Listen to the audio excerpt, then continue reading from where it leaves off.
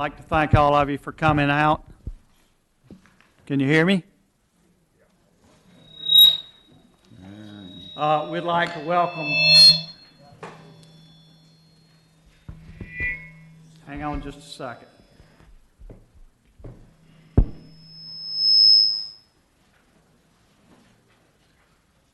Is that one at the podium faced us? Is that facing back? We'd like to welcome Pastor Gary Wingo from the Seaside Chapel to lead us in the invocation, and please stand and remain standing for the pledge.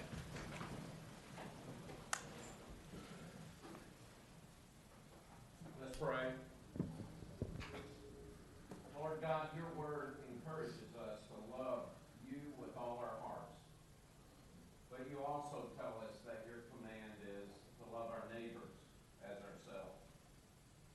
We all know, Father, these meetings can often be anything but loving. But my hope today, and I believe your heart for all of us today, is to be true to you and your commands, to first love one another. Otherwise, we just shout hate. May the power of your grace abound. May your truth and justice prevail. May your mercy rule, and your peace, which passes all understanding, guard each heart and each mind in this room as we seek you. I ask all this in the name of Jesus Christ our Lord. Amen. Amen.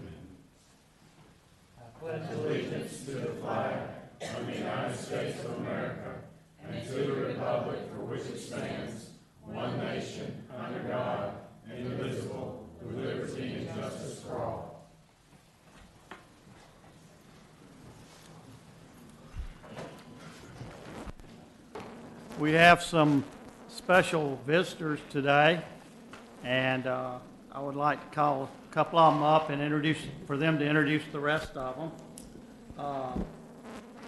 We have Chloe Alford, Miss Walden County, and Jasmine Gomillion, Miss Defuniak Springs. If y'all would come forward and introduce the rest of the guests here.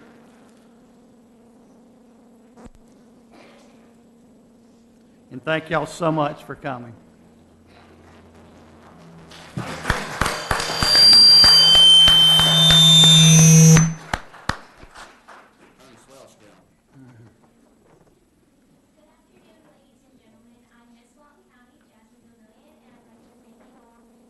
Us to attend today's meeting. This year, our group is united under the goal to be the best you. Through our endeavors with community service events, public appearance, and representing our county at the Miss National Peanut Festival pageants, it'll help us grow as young women in order to develop confidence within ourselves to face an ever-changing world. In this very special year, we look to serve our community and make a difference in the lives of citizens. Now I'd like to introduce Walton County's youth ambassadors. Little Miss Walton County, Julie Moen. Teen Miss Walton County, Avery Evans. Junior Miss Walton County, Tinley Tripp. Young Miss Walton County, Kaylee Bracken. And future Little Walton County, Kristen Sunday.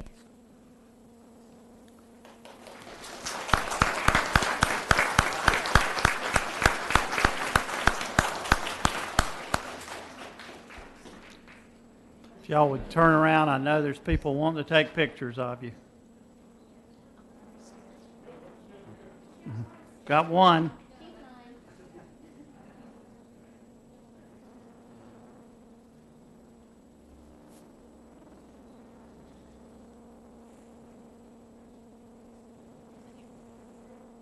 Good afternoon, I'm Miss Defuniak Springs, Chloe Alford, and I'd like to introduce you to the Defuniak Springs Youth Ambassadors.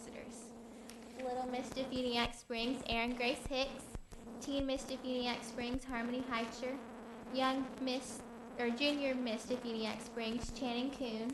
Young Miss Defuniak Springs, Kingsley Craig.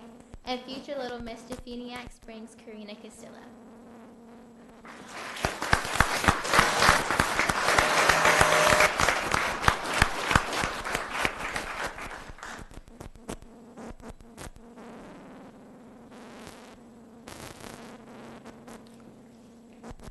y'all get all the pictures you want? You want us to get one with the commissioners?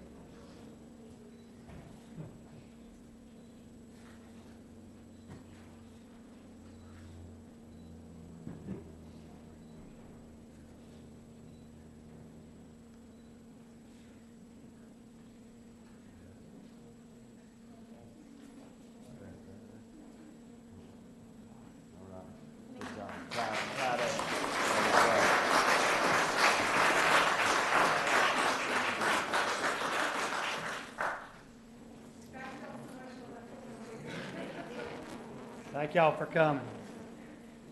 Just a quick note that one of the winners, future Little Miss Walden County,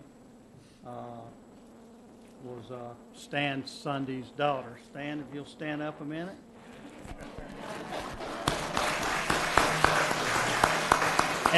And his other daughter was second runner-up in the junior Miss Walden County.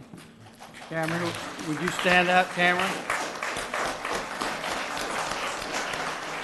And yes, we're all glad they got their mother's looks.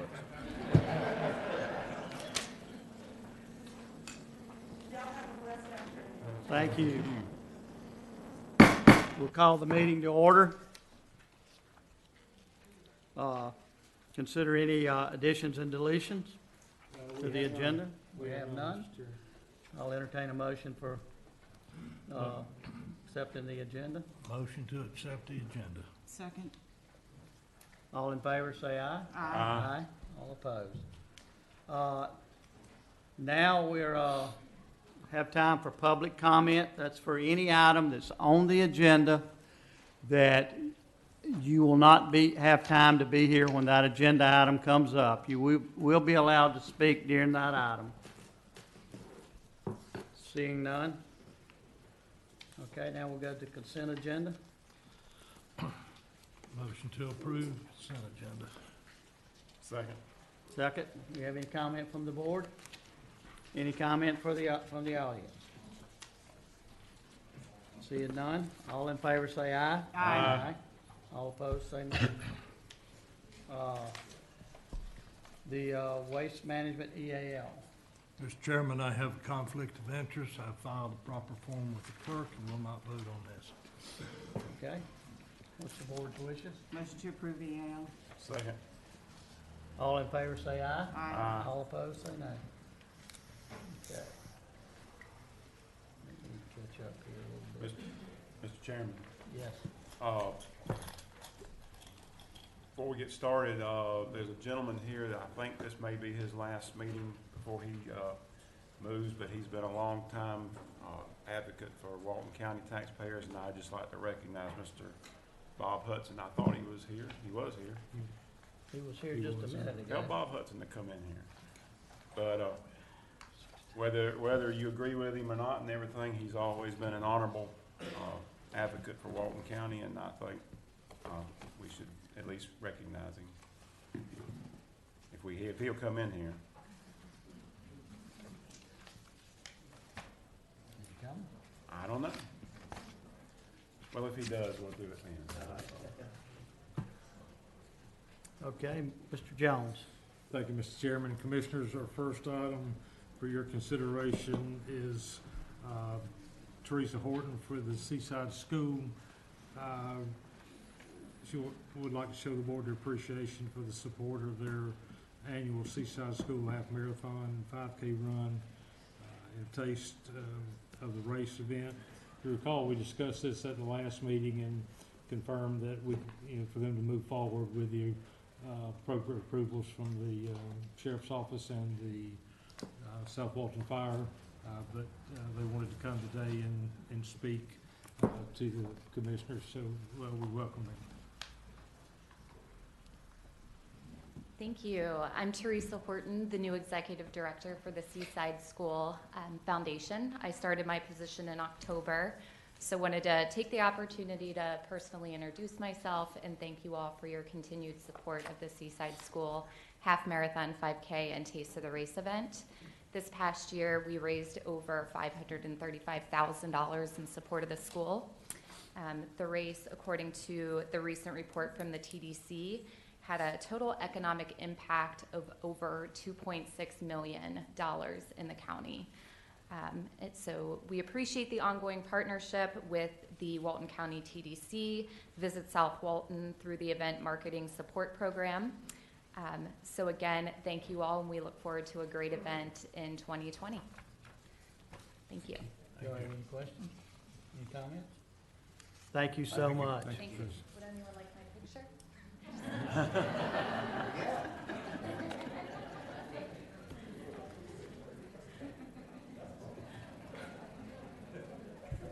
Yep.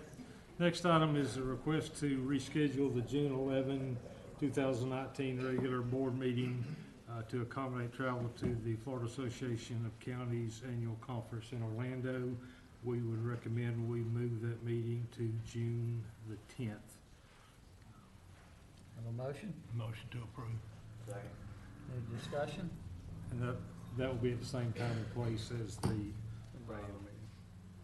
11th meeting would be. 4 o'clock at the annex. Seeing none, any discussion from the audience? All in favor say aye. Aye. All opposed say no. Thank you, Commissioners. At the the March 26th meeting, you approved and installed 11 Wi-Fi access points throughout the county. Commissioner Nipper has recommended and requested that we add another access point at the Commissioner's office at We Care Park. We would certainly recommend that we move forward with that, which would make the total of 12 access points. Cost, I think, was about $1,500 each, so that would increase that ask about $1,500, but it's, Do we have a motion? Motion to approve? Second. Second, any discussion? Any discussion from the audience? Seeing none, all in favor say aye. Aye. All opposed say nay. thank you, Commissioners. Next item is we have a resignation from Frank Shupp, who serves on the Local Restore Act Committee in the Economic Development position. So we would ask that we that you move to accept his resignation and to approve for us to advertise to fill that vacancy. Motion to approve. Second. Any discussion? Any discussion from the audience? Seeing none, all in favor say aye. Aye. All opposed say no. Just a second, Mr. Jones. I'd like to personally thank Mr. Shupp for serving on this and for all the people that volunteer to serve on our committees. We do appreciate it, and we know it takes a lot of your time, but thank all of y'all that do that, especially Mr. Shupp. We appreciate it. Thank you. The next item for your consideration is a request to approve the scope of services that has been provided to you and to grant the staff permission to advertise a request for proposals to lease the Definiac Country Club Restaurant and Bar. This would put us on the path of locating a restaurant in that facility, so we would appreciate your approval of this attached scope of services and moving forward with advertising that scope to take proposals, which we would certainly bring back to you at a later date for your consideration. Motion to approve. Second. Second, no, just for the record, this is, although I've had a conflict of interest on this, this is not something that I have a conflict of interest. We've already checked it out, so I can vote on this. I don't want y'all to think I'm trying to pull a fast one on you. So, any more discussion? I'd just like to say, if you hadn't been out to the country club in the last day or two, the staff has done a remarkable job of fixing making things better. It looks totally different than it used to a week ago, so I appreciate that. Mr. Brooks? Bob Brook, B-R-O-O-K-E. I was just curious, I assume you had budgeted something to cover the expenses for the rest of this year up till the next year's budget comes in, and that you will insert something kind of operating costs into the budget for next year to cover the costs of operating the country club. Is that a reasonable assumption? And if so, what amount have you budgeted or plan to budget? I can assure you that in the coming year, there will be a budgeted amount that we'll deal with in the budget process. To this point, we have been relying on existing funding in other areas. As we get a better grasp of what that looks like, I'm sure we'll be back to the board asking for a budget amendment to get us through the remainder of the year. Thank you. Now, will that come out of the general revenues, or will that come out of I would recreational sus- plat fees, or how do you plan to I budget for suspect that? it will be general revenues and some rec plat fees, if there's some available for use. Yeah. I got, y'all haven't got any. We're not even looking at you. I got $4. Okay, we look at this way. He's got all. Bob, to answer your question, it'll be out of a combination. Yeah. Thank you.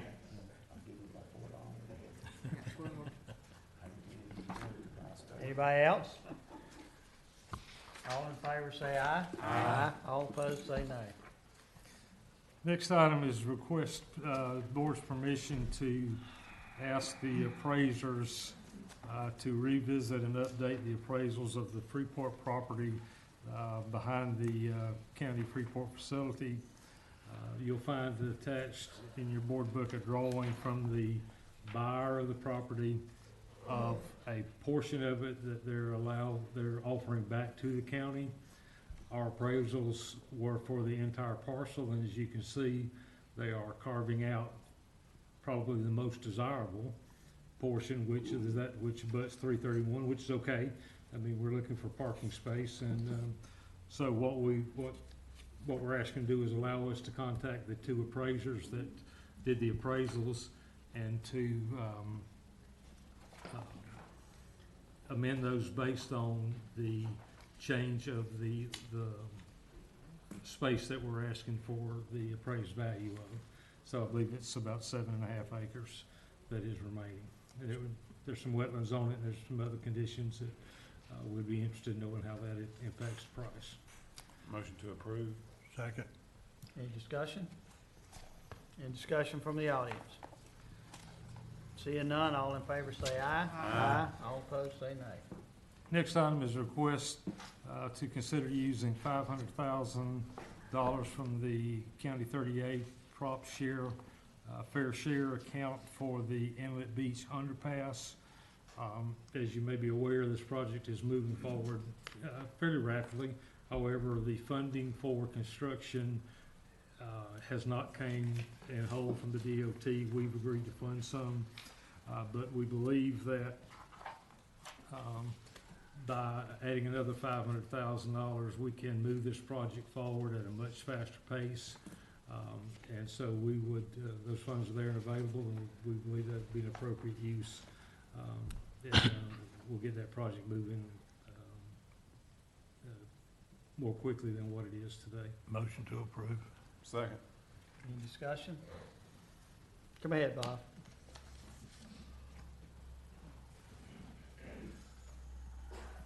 Bob Brook, where does this project stand on your list of priorities for infrastructure for the county? It's, I'm not sure of the number, but it's in the top 10, isn't it? Well, this one here is, right now it's below 15, Oh, but is it? I've already had discussions with the local TPO, Okaloosa Walden, and in our June meeting coming up, we're going to move it up to hopefully 1 or 2 on that priority list, And this is on the TPO's TPO. priority. Okay, not the county's priorities. But you're putting county money towards it. Well, it's one of those projects that provides a safety mechanism for the public, especially the kids. And if you've been around Inlet Beach And I've seen 6 and 7 year olds on a bicycle by themselves trying to transverse across 98 or along 38. We and DOT and the TPO look at it as a good safety feature to put out there. There was an accident at that very spot this morning when I went by there. So that's, now, I don't know if it's ever been on our priority list with it being 30A, but it's adjacent to, it's right in front of Shades. So it's one of those things we want to try and get accomplished.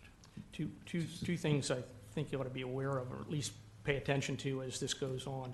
Number one is flooding, because Inlet Say that Beach, again, Bob. I didn't two things that need to be paid a lot of attention to as construction or design goes on.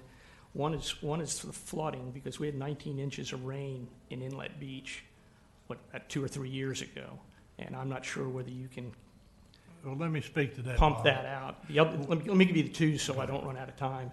The second one is, I don't know what kind of security cameras or monitoring you plan to have there, but I know when I was a kid growing up in Maryland, they had to go under the B&O railroad tracks. They had tunnels like that, and it became a big place for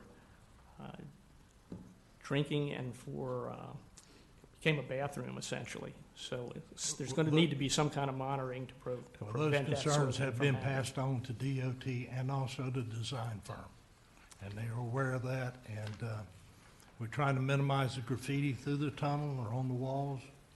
I think they're going to use a special type of paint, and there's also possibly having a local artist in the area to design something to put on the walls that maybe limit that graffiti that may show up. Thank you. Anyone else? Seeing none? What's the board wishes?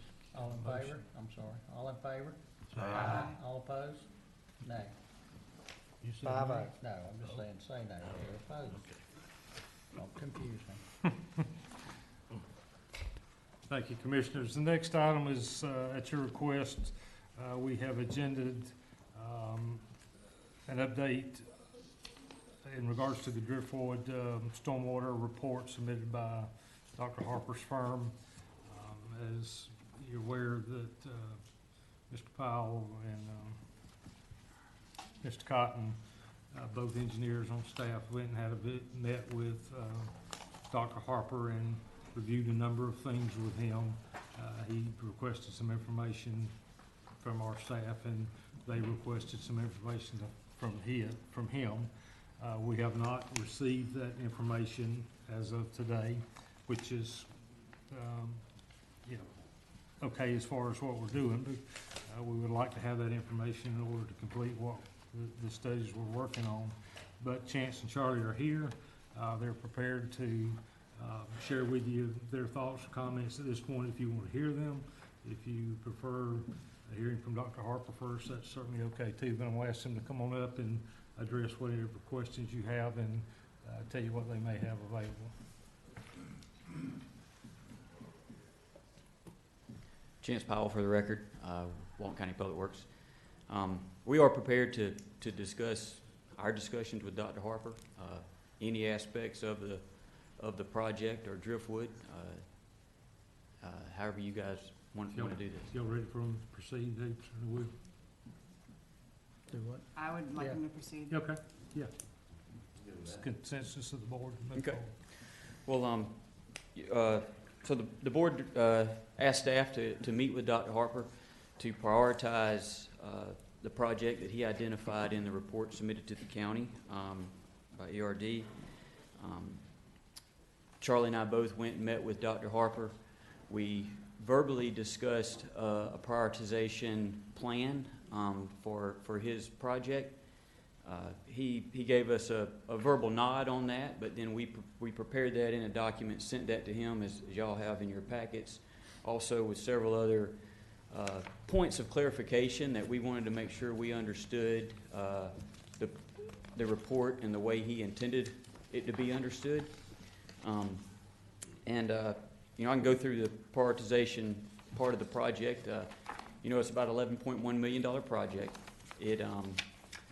We see that it would take, at at a minimum 8 years to implement.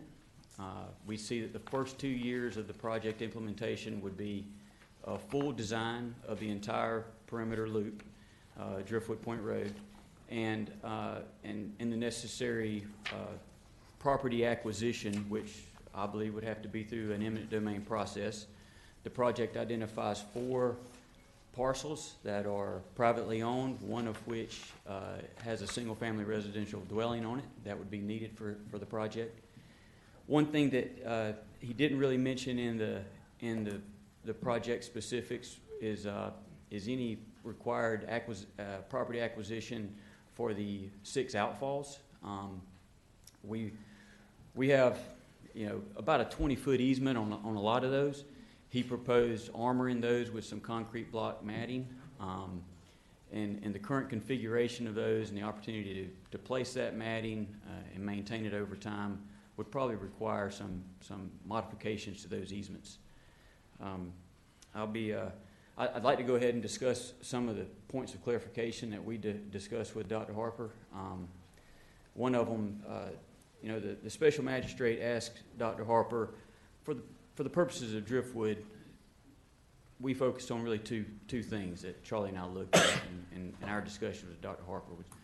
I believe it was under Driftwood, and item D and E in the special magistrate's recommendations was that the Sandestin and DRI standard and the Walton County Land Development Code standard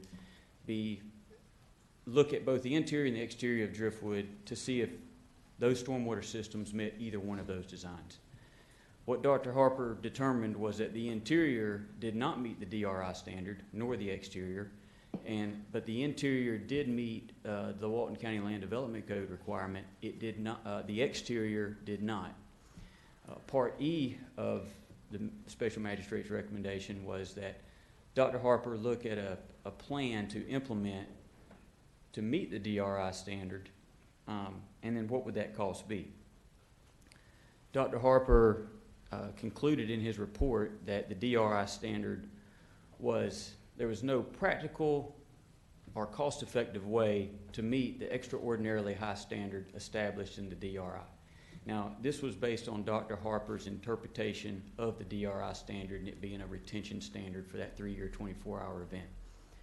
So what he did is he went to the next governing document to implement a plan for only the exterior. He made no recommendations to the interior of Driftwood, only the exterior loop of Driftwood Point Road.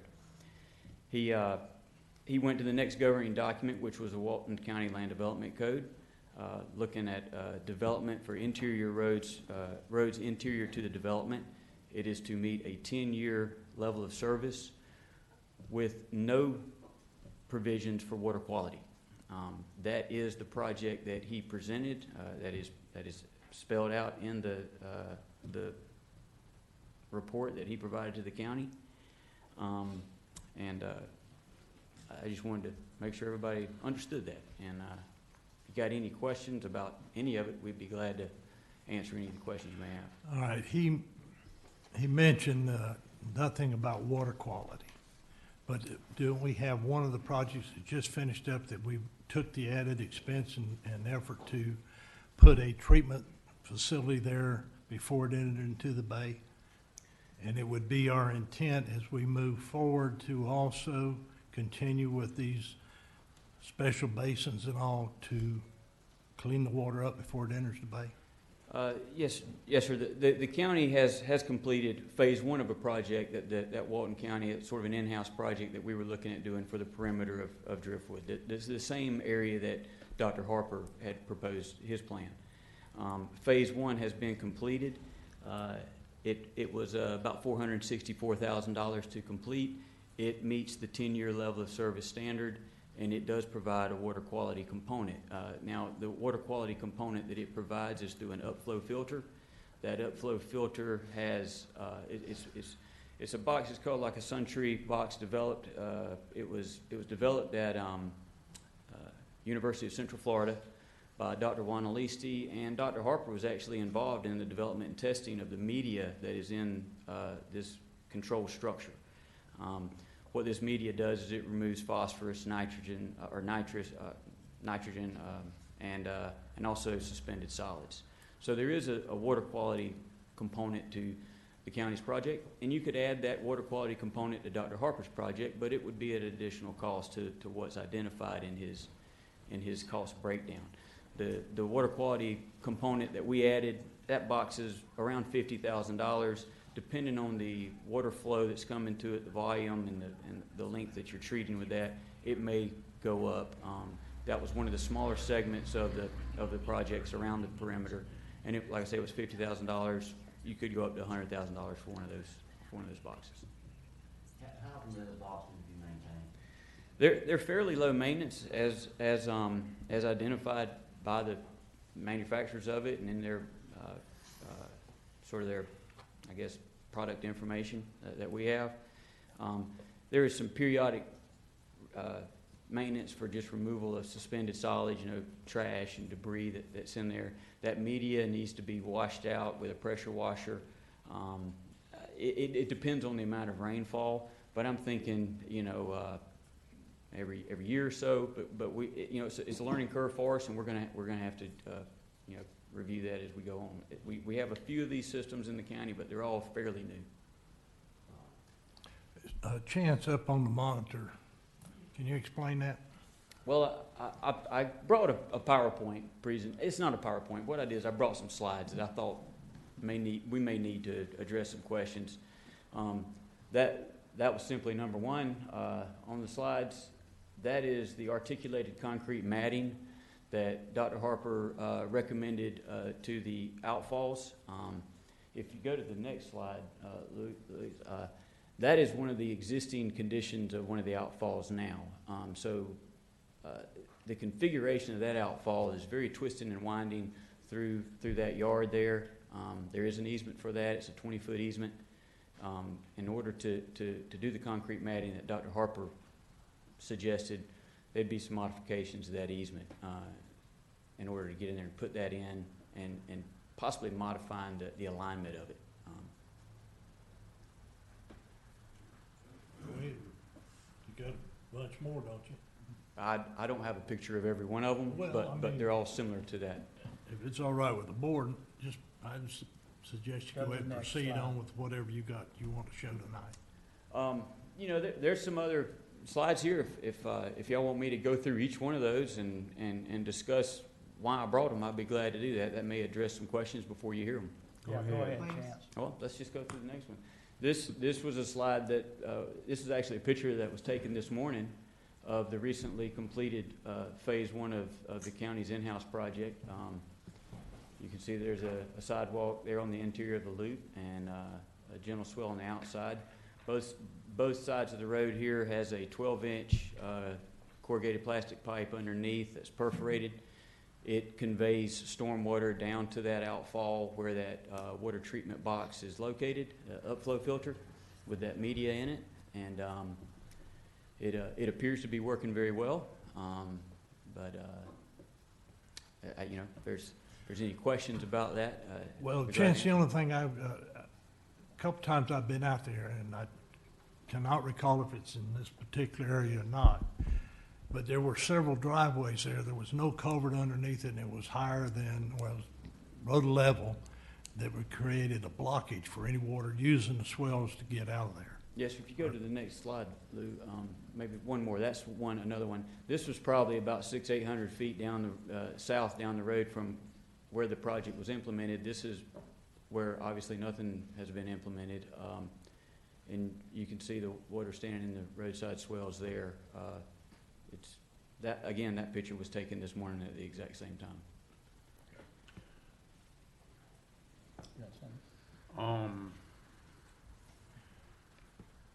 I didn't go out there this morning, but I did go out there this afternoon. And that's the part of as you come in and you take a left, that's a fair representation. But what it don't show is that there's a bunch of houses out there. Their driveways were probably, I talked to one of the neighbors. He said that the water went down some. So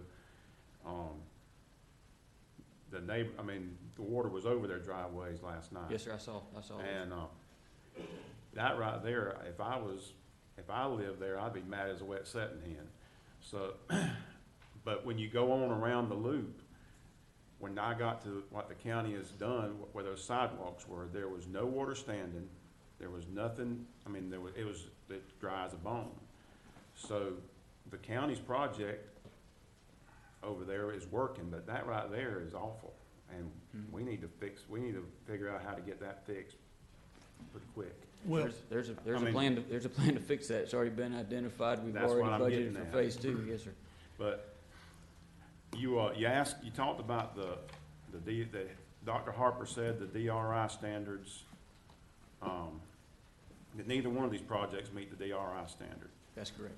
Neither or both of them meet the 1984 settlement in Sandestin? Yes, sir, they would.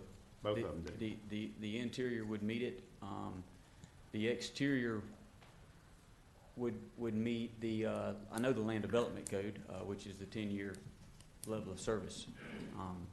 But that's only for county roads, interior to the development. But the exterior would then meet it Yes, sir. with either of these projects. That's correct. And you identified that the county project treats the stormwater, has a treatment solution. Yes, sir. And Dr. Harper's does it now, but could with an additional cost. Yes, sir. That same component that we've added to the county's project could be added to his Now, project. the county's project that's out there, when I was driving around it, it has sidewalks, which look nice. Yes, sir. Does Dr. Harper's project include sidewalks? It did not, the way that it was identified to us, and in the cost estimate, it wasn't apparent that it was in there, but it could be added as well. At additional cost. At an additional cost, correct. I'm assuming that, or neither or both of these meet the generally accepted engineering standards? Yes, sir. So the county's project, Yes, sir. The interior meets the land development code, also, which is in excess of 1725, which was identified in the Florida Administrative Code, and then additional level of standards is met there to meet the Walton County Land Development Code, and the exterior it does as well. could you share with us the cost of these two projects? I can.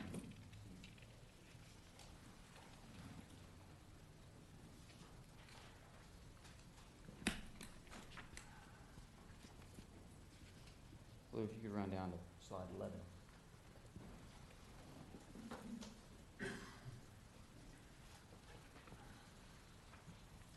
This is just a comparison of basically the two projects. I put what the existing conditions are on there, but you can see they're all blank and zeroed out. The in-house project that the county has already completed one phase of, to finish that would be approximately $2.7 million. Understanding that $464,000 has already been spent on phase 1. The project identified by Dr. Harper is a little over $11 million. And we see that time of implementation for the in-house project for Walton County is 5 years. There's no property acquisition required for that project.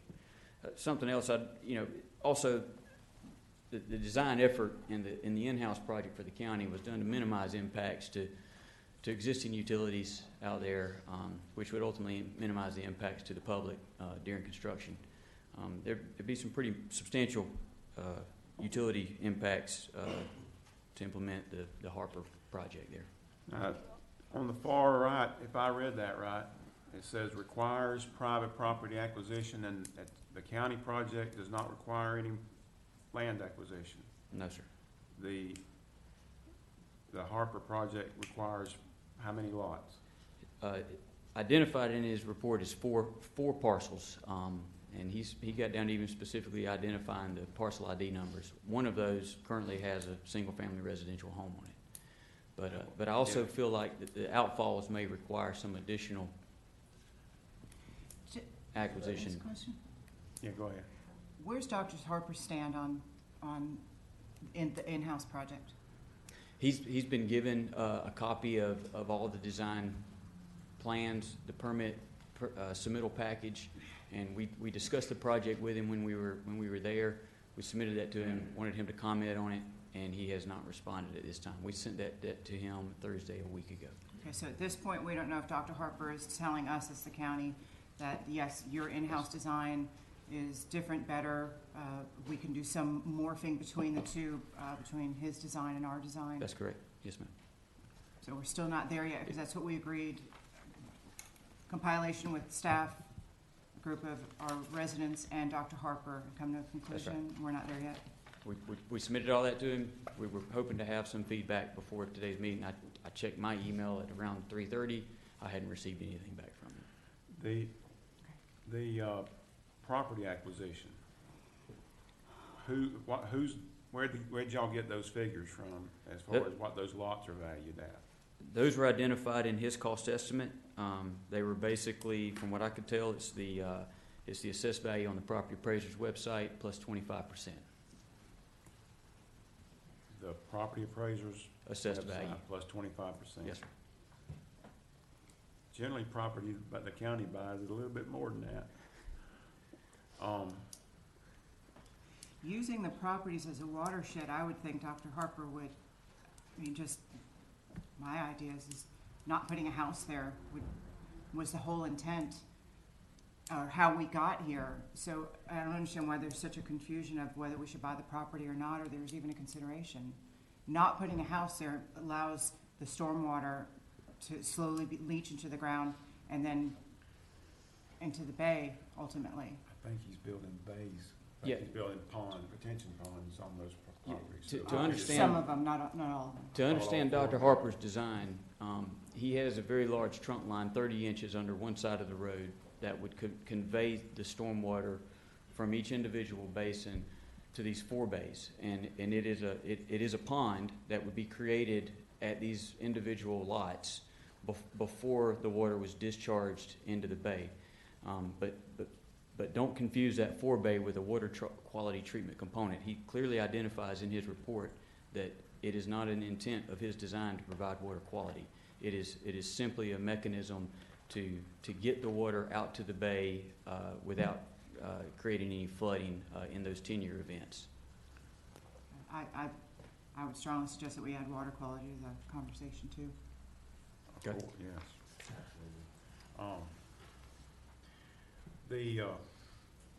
The county's proposal, I know, maybe this isn't a question for you, maybe it's a question for Sid, but if we, right now it's been passed as written, so that we don't have to change anything about that to let it proceed. If we wanted to change the direction of the phasing, would that be a Public Works decision, or would that have to come back to the board? That would be a board decision. Because the parcel or the phase out there that when you turn to the immediate left, y'all saw it as you were out there. I drove the whole and went out there and went to all of them, and that seems to me to be by far the worst. So if we change the phasing and move that to be the next phase that got done, that would provide the most relief to the people who need it the most. So, but that would be a board decision. Yes, sir. And so Charlie can correct, or Chance can correct me if I'm wrong, but I believe that there are plans to implement the next phase of the current county project in the next budget year. Is that right? In the TIF funding? That's correct. And I'm sorry, I defer to Charlie to figure out exactly where that segment is. But it's the one up here at the northeast corner, right? Okay. So, would there be any problem with changing moving the phase down here at the bottom, which is the last phase, make that the next phase? Would that be a problem? I think, no, I don't think that'd be a problem if that was what the board side. But that would be a board. Yes, sir. Thank you. And these are things that Public Works had planned to budget for in the next budget year and then complete phase 2 of the current county projects. Anything else? Yes, are we gonna come to some conclusion with Dr. Harper before we budget into county project? I mean, that was the whole goal, is to accept Dr. Harper's report, his improvements and his maintenance suggestions, and work with the projects, right? That's not a question for you. Okay, go ahead. All right, what I'm saying is, what I don't wanna do is say, all right, we're gonna work with Dr. Harper, and at the same time, this next project's gonna start going on its own path, Right. because that wasn't the goal. So obviously the goal is up to you guys collectively to make that decision. So that's for you guys to decide which path you would like to go down. But as far as, correct me if I'm wrong, as far as, the current county project, it's already been approved by the board and it's already been put into the plan to use the TIF money in the phases. So absent a change in the board's direction, that's going to happen. Yes, sir. So it would require a change in the board's direction. Yes. Anything else? Anybody from the audience?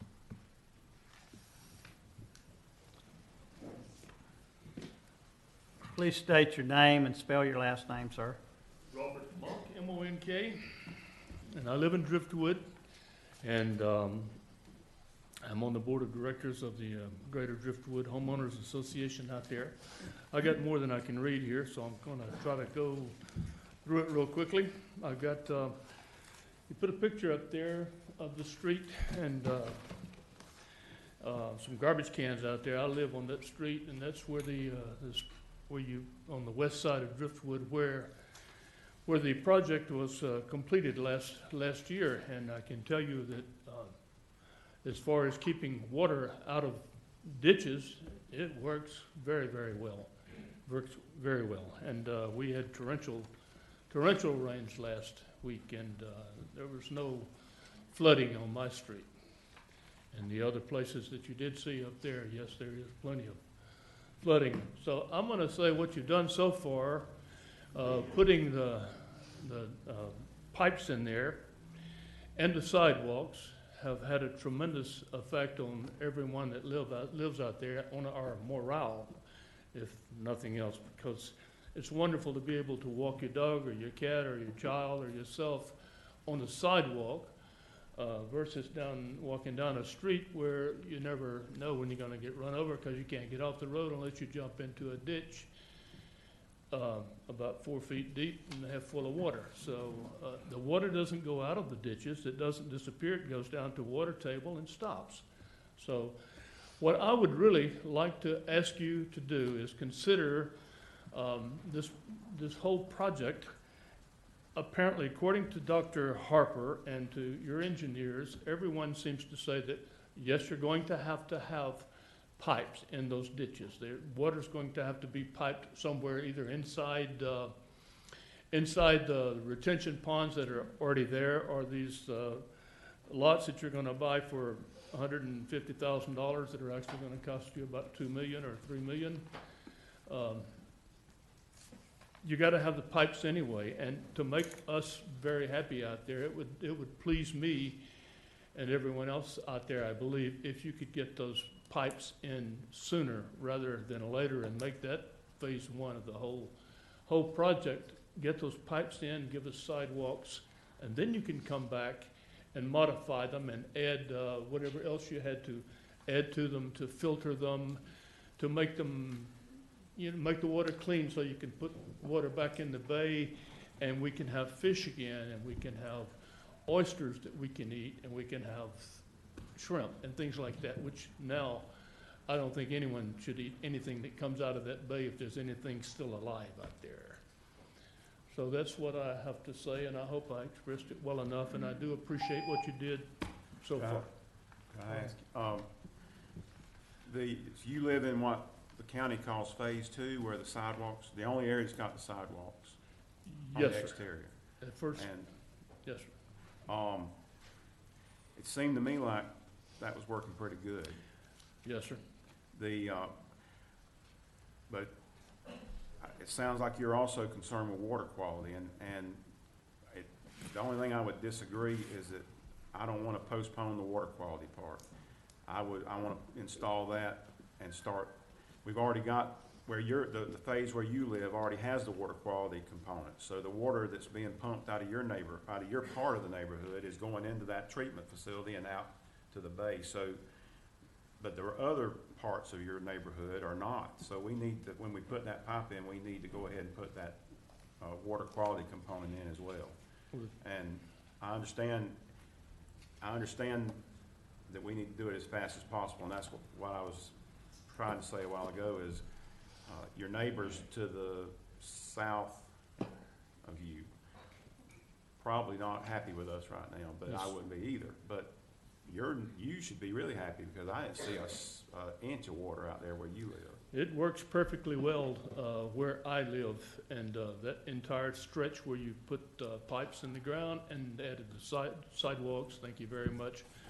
It works very, very well for us, and I'm very pleased with it. And I would just like to see, I think that everyone out there is going to be so much happier and be more patient if we could get those ditches covered up with get pipes in there and get some sidewalks. That'll make us all happy, and then we can all concentrate on cleaning up the bay. That's what I have to say. Thank you, sir. Thank you, sir. Thank you. Who Anything else? Bob? Thank you. Thank you. Thank you. Bob Brooke, B-R-O-O-K-E. I have a question about the last presentation, or the previous presentation by the county staff.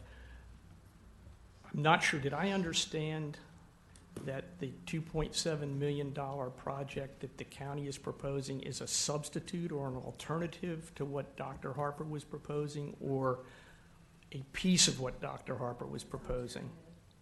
Well, Dr. Harper's would technically be an alternative to the county. The county project's already started. Okay, So the Harper project would be an alternative to the county. but it's a one or the other? Correct. Okay. So somebody needs to decide whether one is better or worse, or whether they're equivalent and one is cheaper, and I don't know who's going to do that. Is there somebody, with, I hope, advice from staff and consultants and whomever else and whatever other experts they need to help them make that decision. On the bigger problem that Mr. Monk talked about at the very end of his talk, the health of the bay in general, and I like to call it sort of saving the bay. About, was it 2 months ago when Dr. Harper was here, Mr. Bagby got up and spoke eloquently on behalf of the Taxpayers Association about the bigger problem, where the problems with Driftwood Estates are just a small part of a much larger problem of the pollution of the bay. Commissioner Chapman pointed out the problems with the septic on the north part of the bay that need to be addressed. There's sediment flowing down the Choctawhatchee River from as far north as Alabama that fills in the bay. Plus, the Sandestin DRI is an even larger problem than Driftwood Estates problems. So I haven't heard anything from the commissioners about, or the board about, any larger problem to deal with the pollution of the bay in general.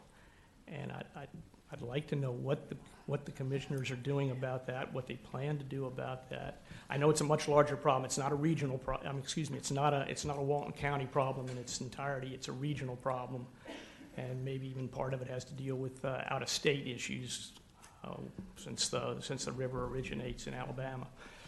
But it seems to me, if nobody's taken the lead, Walton County ought to step up and start taking the lead. I know there is a regional board that Commissioner Chapman sits on, but I understand it's just really in its infancy stages and not set up. And usually boards are, except the current board in front of me, generally committees or boards don't have any money to spend and to get problems solved. They can make lots of recommendations. So I personally would suggest the county appoint someone to take the lead on behalf of the county and the region, for that matter, and looking at solving the broader problem of the pollution in the Choctawhatchee Bay. Thank you. Mr. Chairman, I can take a shot at answering that. It is clear to staff that the bay and the quality of the bay has become a priority of this board. You directed us to move forward with a realignment of $10 million of our Pot 3 restore funds. We're working through that process. We told you at the time it would not be a quick move, but we've got to do it incrementally. We're currently working on a scope of services to bring back for your consideration for a study of the bay quality, of the problems with the bay, the source of the problems, and the ideas behind the most effective and efficient ways to offset those issues. So, Mr. Brook, and as you mentioned, Commissioner Chapman sits on an estuary board that is looking at all the issues that are flowing from north to south that's ending up in our bay. So we're clear that that's the direction you've given us. I can tell you that we have folks working on it, and that we will continue to until we move it through the process. Again, I'll tell you, it won't be fast, but we want it to be good, and we want to have a good product when we get to that point, so that we can identify what the issues are, how to resolve the issues, and then move forward with, and as we move forward with that, begin identifying availability of funds to do the mitigation and the work that's required. Okay, thank you. Anybody else? Suzanne, is that your hand up? You're first, Alan, you're next.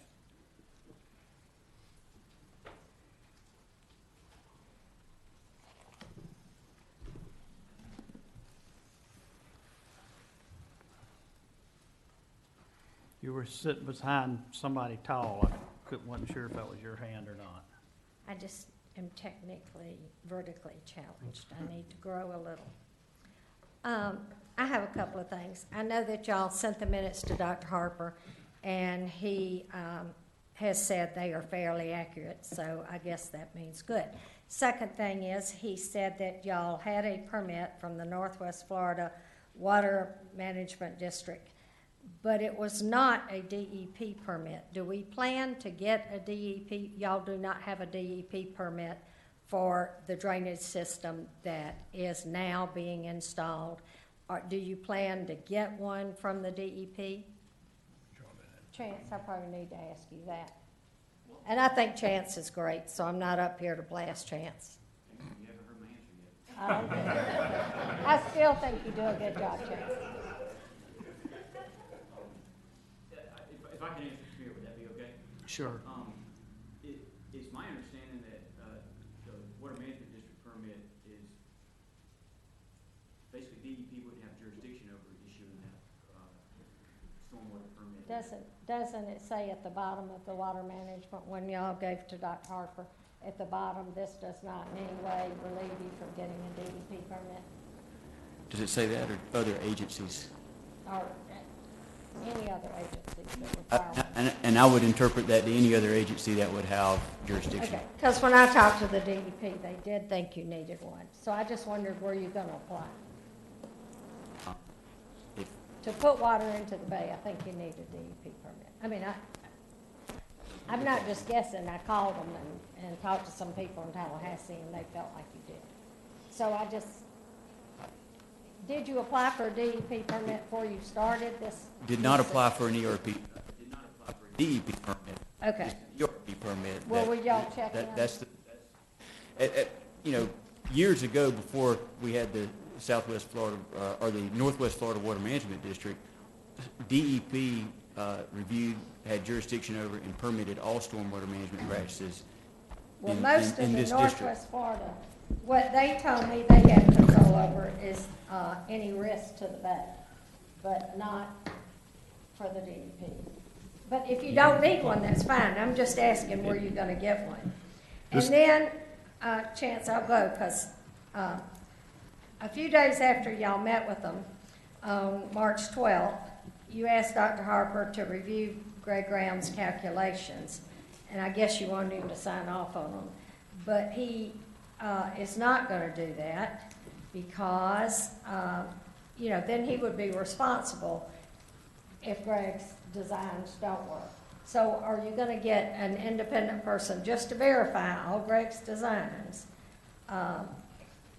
Because even the way it's being done now, Dr. Harper says it will not meet the DRI standards. And I know y'all agree with that. Yeah, the county's in-house project does not meet the DRI standard. Dr. Harper's project does not meet the DRI standard, and he even states that it is Right. impractical and not cost-effective to meet it. Okay. I think that's all I have. Okay, thank you. Thank you. Alan, you're next. Commissioners, I can assure you that staff will follow up, and if there are permits that we not receive, we'll make sure we get the appropriate ones. And, For the record, Alan Osborne. You know, it's been about 15 years I came out here and said this and got demonized over it. He just said it doesn't meet the DRI requirements. Y'all probably said 100 times in here it did. So it obviously doesn't. What I want to know is, you know, and it started because Adams Homes pinned me in here. And I came up here as a representative of all the people. I want to know, first of all, I'm going to correct Chance, is the 1984 settlement agreement, how many commissioners have read it? The standards are the same one that you just approved with Dr. Harper. Is that not correct, Sydney? The LDC is not the standard. And the 84 settlement agreement is the same 6.7 inches of retention. It's not? Is that official on the record? It doesn't say that? The 6.7 inches of retention, 24-hour storm, and the 84 settlement agreement? No, it references the Florida Administrative Code that was adopted. No, it's the DRI. I disagree with that. Secondly, you didn't go ask the state if you could violate the exception. Thirdly, you started to implement a design that you knew that didn't meet the standards, and you went to Northwest Florida Management. You're the monitoring system for it. You're supposed to report it in noncompliance. Why haven't you? He just said it was. Shouldn't y'all be making a motion to have a notice of violation issued by the state instead of taking on the $11 million? Last thing is, I read Harper's email. You gave him no standards to plan to. The reason it's uneconomically and unfeasible is because you don't want to issue a notice of violation. You don't want to make them pump it into the lakes that are already in Sandestin. You don't want to do anything that interferes with political affiliations. And this just isn't about dumping the water in the bay and making, and I was on the board with Robert a long time. It does look better, but the fact is it's a violation on everybody because the water's supposed to be retained, not put into the bay later. You don't have permission to do that. It was water suitable for harvest of shellfish. And your own decisions have led you to the point that you now want to tell us it's uneconomically repairable. In 2007, the board balked at spending $4.5 million to put it in compliance. Look at your numbers now. Just like I said then, it won't get cheaper. I don't think you have any right to pass anything that doesn't follow the law. 3 of you up there are ex-law enforcement officers, and you ought to know that you don't get the own decision to change the law. The law is adopted. You've adopted Harper's recommendations, and if you can't make them comply, issue a notice of violation. You didn't give a single written standard for Harper to meet. He just told you what the DRI standards are. And there's nothing on those submittals to him that ask him what standard you're trying to achieve. So 6.7 inches of retention is what you got to meet. And if you don't, you're knowingly spending taxpayers' money to break the rules without the proper procedures. Are you willing to do that with the bay being polluted? I want to see a PE stamp by somebody that says it's compliant with the law. Anyone else? I can't see you in the back, sir. Come on up.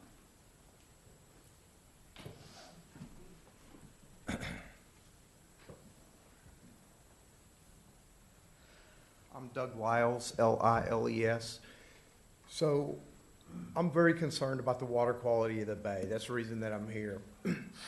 I'm president of our Builders Association for Okaloosa Walton, so I am pro-development, but I'm pro-responsible development. I'm also a longtime water tester for Choctawhatchee Basin Alliance. I have a graduate degree in microbiology. So my concern is having to do with engineering, but also as it relates to the practical aspects of making sure that we keep the bay, to keep it from being polluted.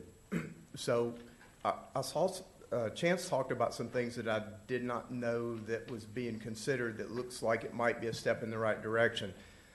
The outfalls. I think the outfalls are a point that needs to be focused on because that's what's going into the bay. So you can get the most bang for the buck looking at the outfalls. The concrete structure, not as sure about that. I know that to protect the Everglades, they have a material that they're putting in that is a composite material that plants can grow through. I'm not sure about how much it slows velocity and how it would affect the stormwater calculations as far as not backing the water up, but as far as an additional way to protect the water and to keep it from being polluted, purify it, that's one option. I think it would be a lot less expensive than putting concrete in as well. So my engineer showed me some samples of that, and I think that that would be something worth looking toward. And I'll contact Dr. Harper about that and give it to him and see if he is aware of it and what his thoughts are on that. So Chance showed one outfall, and I don't think he said this, but what I was thinking that he was going to say is that there was a curve to the outfall, and the easement was going to need to be changed to do this concrete reticulate structure that he showed the picture of. So I don't know if Chance can answer the question or not, but in order to use that, does the easement have to be straight, or because he stated that the easement needed to be altered to do that? The specific easement that I was referencing there, which is the outfall for the area where the project, the county has already implemented that easement is only 20 feet wide. In order to access and place that articulating concrete mat in there, I believe that easement would have to be widened, or we'd at least need some right of entry to go in there and do the work and place it. Looking at the easement and the way that it's drawn on the survey, it's quite winding and across the property. It may be difficult to place those concrete block in that configuration. Some modification to the alignment may be required once the design was completed. Right now it's merely concept on Dr. Harper's report, but after design was completed, there may be some modification to that easement needed. Thank you. Anyone else? Ms. Bowman. Coy Bowman, B-O-W-M-A-N. I've never really commented on Driftwood before because it's not my neighborhood. It is one of the older neighborhoods.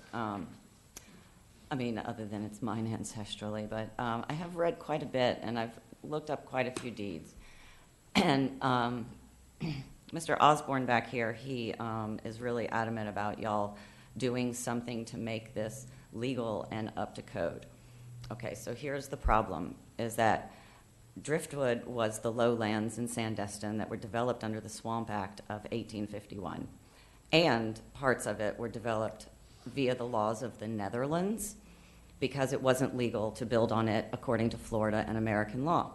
So what has been done here in this area since the 50s is just whatever anybody wants to do.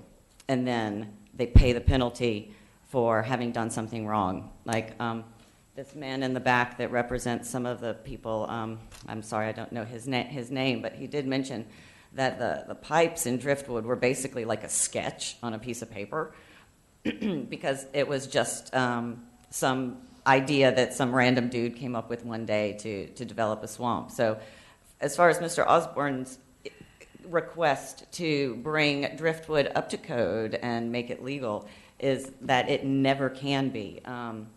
Do you remember the surveyor that y'all hired couldn't complete his work because there was no original survey done?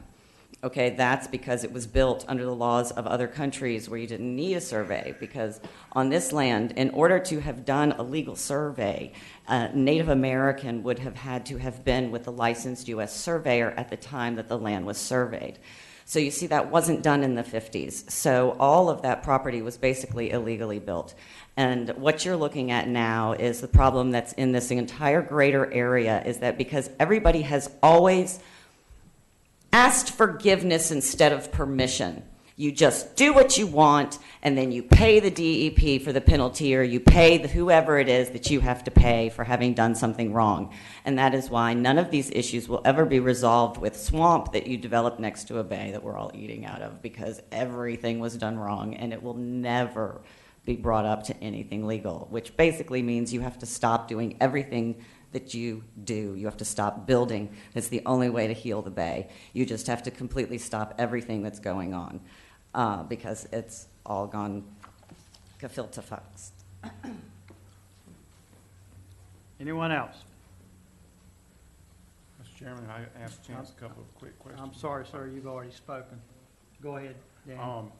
Chance, under the county plan, there's no changes to the outfalls? We're not doing any work in the outfalls under the county plan? That's correct. And Now, let me clarify. There are some of the outfalls that need to be cleaned up, some of the vegetation removed, and just general maintenance items, but no complete reconstruction of the outfalls. And one last thing, I want to make sure we understand each other. Didn't I hear you say that the land development code, as written today, is a tougher standard than the 1984 agreement? So the 1984 documents reference Florida Administrative Code, is it section 17-25? That's correct. Right, so our land development code standards exceed those of the Florida Administrative Code that's referenced in the 1984 documents, is my understanding. And both of these meet the land development code? Yes, sir. Thank you. Okay. Anyone else?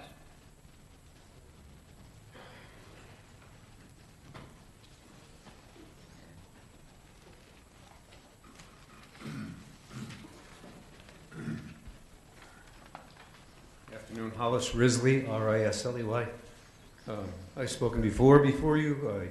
I live in Sandestin. I'm very familiar with the Sandestin water, stormwater effluent. We're managing stormwater from Topsail, from the outlet malls, from Highway 98, and for all of Sandestin. And we've got a critical situation. The bay is polluted, and it needs to be defined. Why? And nobody's taken the initiative to find out why. There are people taking data every month. No one knows what happens to the data. So the first order of business needs to understand what's happened and then what can be done about it. Those are the two ingredients, and it's going to take a big initiative to do that. And Commissioner Chapman knows that because he sits on that commission that doesn't do a lot about fixing stuff. They take data and talk about it. Okay? Until you do something with the data and understand what it's telling you, there will be no hope. And one of the things that I think is really important is we need to put a tourniquet on the water that we're creating to put in that bay right now. You wouldn't do that to your arm or your leg. You put a tourniquet on if you're bleeding, and we're bleeding. So, again, I say, we need help. We need your help. We need the adjacent counties' help. We need the state's help, and maybe even the federal government's help. But that bay is dying. Thank you.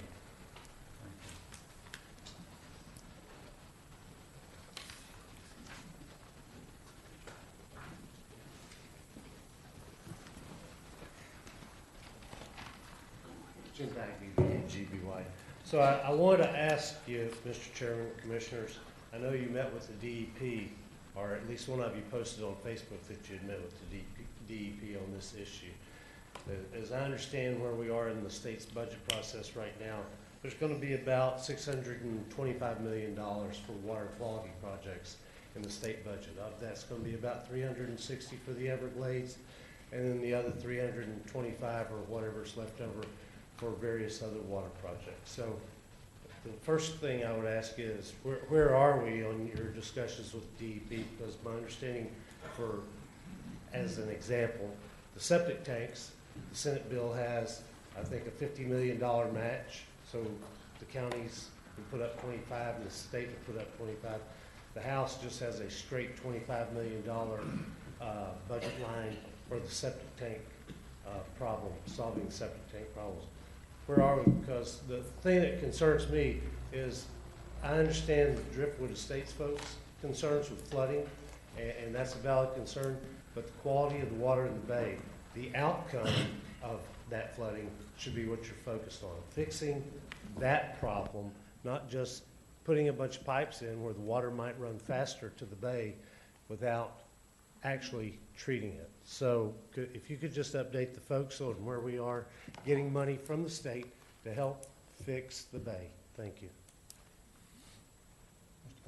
I can tell you that we had our first Water Quality Committee meeting in Tallahassee last week. Governor DeSantis and the DEP secretary were both there, and the governor is very serious about improving water quality around the state. And the problem that we're going to run into and already are running into is that effort is heavily weighted towards South Florida, so we're going to have to fight for our money. But we have to make sure that Tallahassee is aware that we have just as bad problems as anyone else, and we need help just like anyone else. And as was mentioned a while ago, and we did point out at that committee meeting, is that we need the state's help with our river, because Walton County can't make Alabama do anything. So the state's going to have to help us with the river. But the people in Tallahassee are aware of that, and I think we're going to get some motion there.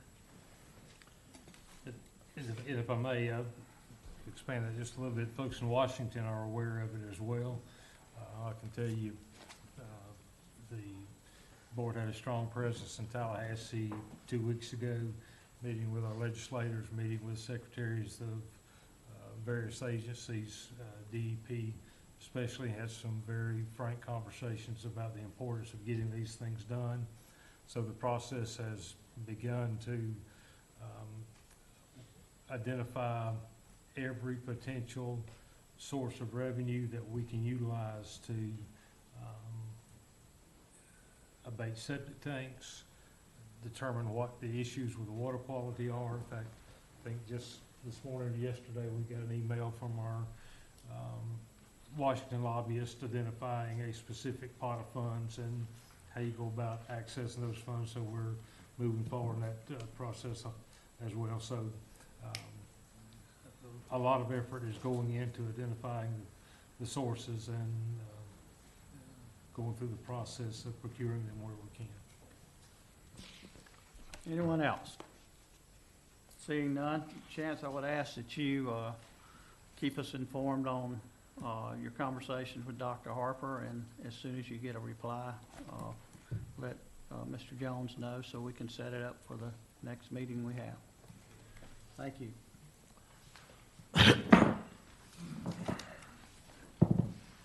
Thank you, Mr. Chairman and Commissioners. The next item is a request from Public Works for us to extend an invitation to bid for approximately 11 acres of sod. This is associated with the construction of the stormwater ponds at the Mossy Head Industrial Park. If you've not been by there lately, go by and take a look at it. What you approved to allow the board, allow staff to do in bringing that easternmost parcel to a quality standard that we can take someone out there and say is ready to use. The last component of it is to get those ponds sodded so that they're stable, but that's going to be a big expenditure, so we wanted to bring it to you before we put it out for bids. Motion to approve. Second. Any discussion? Any discussion from the audience? Seeing none, all in favor say aye. Aye. All opposed say nay. Okay, Mr. Tusa. Want to take a break before we start? Yeah. Let's take a quick break. We have one request, Commissioner. Appreciate your time. Got a few items of business. My associates are going to get in between some of this, so we'll take it as it comes to us. First one is Graven Beach restroom project update. A couple of years ago, this project came onto our radar, and we were previously approved to do a constructability study, and from there come back for direction to the board on what they would like to do next. So we've started the constructability study. We have a draft report back. I've asked the engineer of record to go back and do some more research on what we can do with the restroom in that area of Grayton Beach. And so at this point, I think I would recommend that we hold a public workshop, if that's y'all's desire, to get public input on what a restroom at Grayton Beach ought to look like, and that way we could put out some of our conceptual designs and proposed location and all that and get proper public feedback. So looking for direction from this board on how y'all would like to proceed with the restroom at Grayton Beach. Mr. Chairman? Brian, as far as I'm concerned, maybe the TDC needs to have the workshop with the community down there and get their input.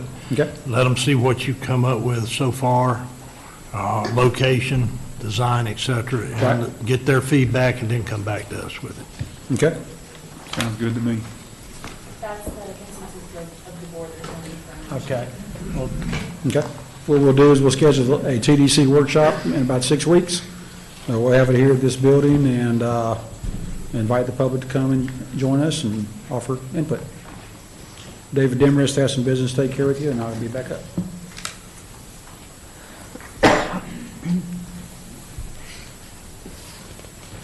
Good afternoon. I'm Dave Demarest. I'm normally the Director of Communications. Today, I'm the Interim Director of Marketing as well. So this isn't a marketing initiative, and if the questions get hard, I'm going to have a little bit of help come up behind me. But what I have before you today is our Events Grants Program, and we're proposing some changes that will make it our Events Sponsorship Program. This program is one of the ways we support Walton County and the events in Walton County, especially during the off-season. Every year, we make some changes to the program. Kelly Carter, our marketing manager, has overseen the program for 11 years. And after this year, she and I spoke with partners, and the consensus, which we both agree with, is that the program has become overly complicated. It's not that it doesn't work. It does work. It works the same way that tax law works. You have to really understand it. After the program is complete, a partner will typically file between 500 and 200 pages with us. That's documentation that employees at the county finance department have to parse through. And that takes place sometimes months after the event. And that's before they receive any sort of monetary award. For many of these programs to go out of pocket thousands of dollars and wait months hoping to be reimbursed is extremely difficult. Many of the events are run by volunteers, and there are often misunderstandings. While we are always able to reimburse our partners to the letter of the agreement, because the process is quite complicated, our partners do not always get what they were hoping for or expecting. I don't think that's anybody's fault. It's just a complicated process. Fortunately, we already have a model of a program that works very well, that this board approved, and that people love, and that's our sponsorship program for North Walton events. This is a program that currently funds 5 annual events and works the way you'd expect a sponsorship program to work. The event folks make a proposal to us. We reach an agreement as far as the marketing we'll receive, and after that, we write a check, which they can use to produce marketing materials, be it ads, commercials, T-shirts, or the like. If you've ever been asked to donate as a business owner to a softball team or golf tournament in return for your company's logo on it, it's a lot like a grown-up version of that. What we're proposing for the South Walton Event Sponsorship Program is still much more rigorous than the North Walton program, but it borrows some of that simplicity. The application process won't change from last year. Events that want to participate in the program will still submit their business plan and marketing plan, and a TDC committee will score their application based on things like the time of year, the number of people the event is expected to attract, economic impact, and the soundness of their business plan. The difference is that in the sponsorship plan, those changes I'm proposing, they'll have the funds that they're awarded provided by us up front to spend on marketing, and only on marketing. If we don't feel they perform to expectations, their score on the next year's application would be docked likely knocking them out of contention for that year. Also, I know Jay spoke with several of you prior to this meeting, and to address your concerns, we talked to legal and confirmed that we can add an agreement stating explicitly that if the funds aren't spent on marketing, as we agreed, those funds would have to be paid back by the organization. However, what I want to emphasize is that the leaders of these events are by and large leaders in our community as well. These are people who are invested in Walton County, and I believe that the events that get past the application process, which is quite stringent, are trustworthy. Overall, I think these changes that I'm proposing will make us better partners to the events. We'll be able to fund more events for the same amount of money, and I think that, that overall this is a good thing for our community. We vetted these changes through 2 TDC advisory committees and the TDC board. So if you will make a motion to approve these changes as well, we will strive to have them in place for next year's events program. Mr. Chairman. These events, are they reimbursement programs? They have been reimbursement programs. So if I am awarded, previously, for example, if I have an event and it's awarded by the TDC $16,000 for marketing for my event, I have to spend the $16,000 out of my own pocket first, and then I take the documentation after everything's said and done, and I show that to the TDC. The TDC checks it. We send it to the county finance office. They check it. They bring it back, and then at that time, a check is written, and we wait for the reimbursement. Right. So it takes a while. What's the turnaround on that? It could be 4 to 6 months. So you're out of pocket a long time. A real problem for me is that so many of these organizations, they're run by people not as a job. They're run by people who want to create a good event. People run or volunteers. Right. That run those events. Mm-hmm. It's apply for that grant. Right, and the application process. That's a year, right? What's that? Is it a year out to apply for the grant? You're applying for it. It can be up to a year. We're going to start applications soon, next couple of months here, and then their event will have to be in the next year. So their event will be from September to the next September, our fiscal year. And how do you pick those events to qualify for the grant? There's a TDC committee that it goes before, so it's volunteers in our community, and they grade each event. So you get more points for something like a off-season, of course. You get more points for multi-day events. You get more points for events that are expected to bring more people to the area in the off-season, and for the expected financial impact. And you get points based on the soundness of your business plan. Their application will tell us how they plan to market beforehand. And then if they score above 85 points, then they qualify. Mr. Chairman. Okay, go ahead. Dave, I don't know if, I assume, Jay, you talked to him about, we discussed about this. When these people turn in an application for a grant, did they break it down between marketing or any other operational costs for their event? They do, but we only pay for marketing. Only pay for marketing. Well, I may be looking at it wrong, but I have never paid anything at my house for any service until the service was performed and it met my requirements, and then I paid the bill. And that's a concern I have, is laying out X number of dollars. They may or may not meet the requirements. And then if they didn't have the money to start with, how are you going to get it out of them after the fact? Right. There is some trust involved, Yeah. but it's typical for a sponsorship program where you, like I said with a T-shirt, if a kid comes to me and wants my logo on a T-shirt for their 5K, I give them the $225 then, and then I trust that they're going to put my logo on the T-shirt. Now, the teeth that we have is that many of these programs are continuous events. We've funded them for years before, and they're going to want to be funded again next year. So they've been in line. We've got a good history for most of them. I expect they'll want to stay in line. Did y'all consider a partial payment up front instead of the whole? We didn't, because simplicity was the goal we were going for, but that certainly is a consideration that Jay brought up to me today that we could consider as well. I think anything would make it easier for them than it is now. Okay. Anyone else? We have a motion? Motion to approve. We have a second. Second.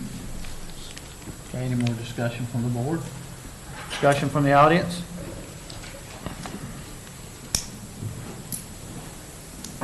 While she's coming up, let me make a comment.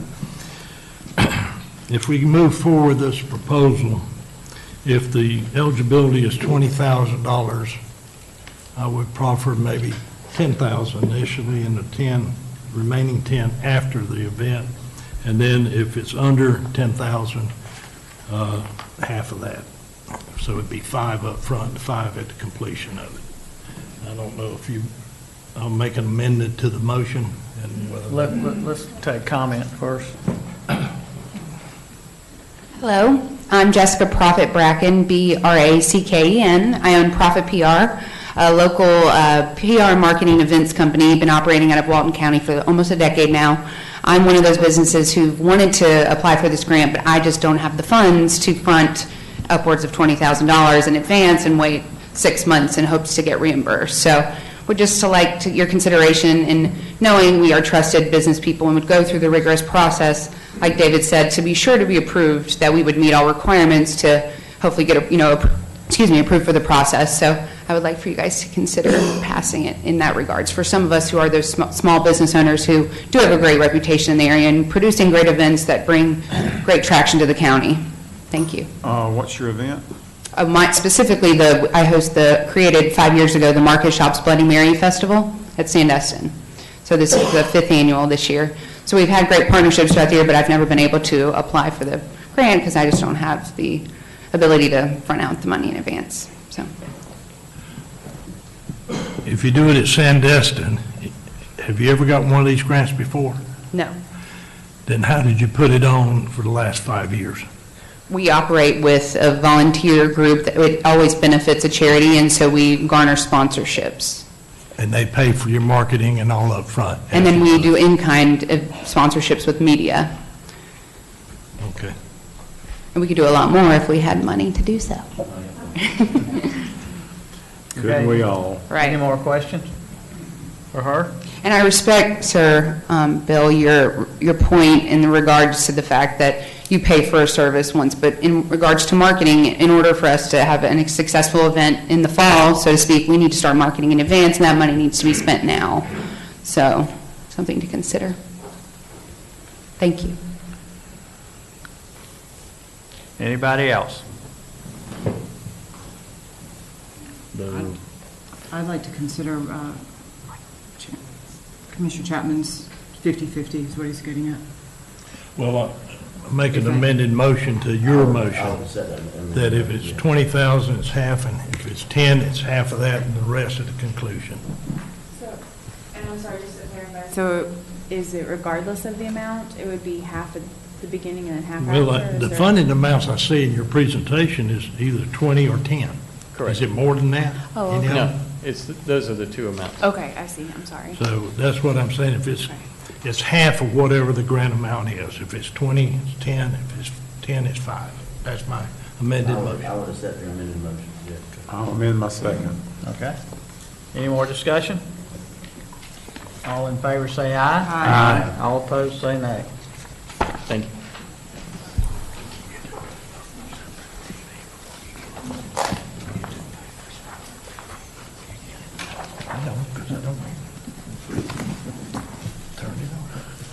Chairman, prior to our discussion about vendor zones, the South Walton Beach Service Association would like to have a small discussion or a presentation. Okay.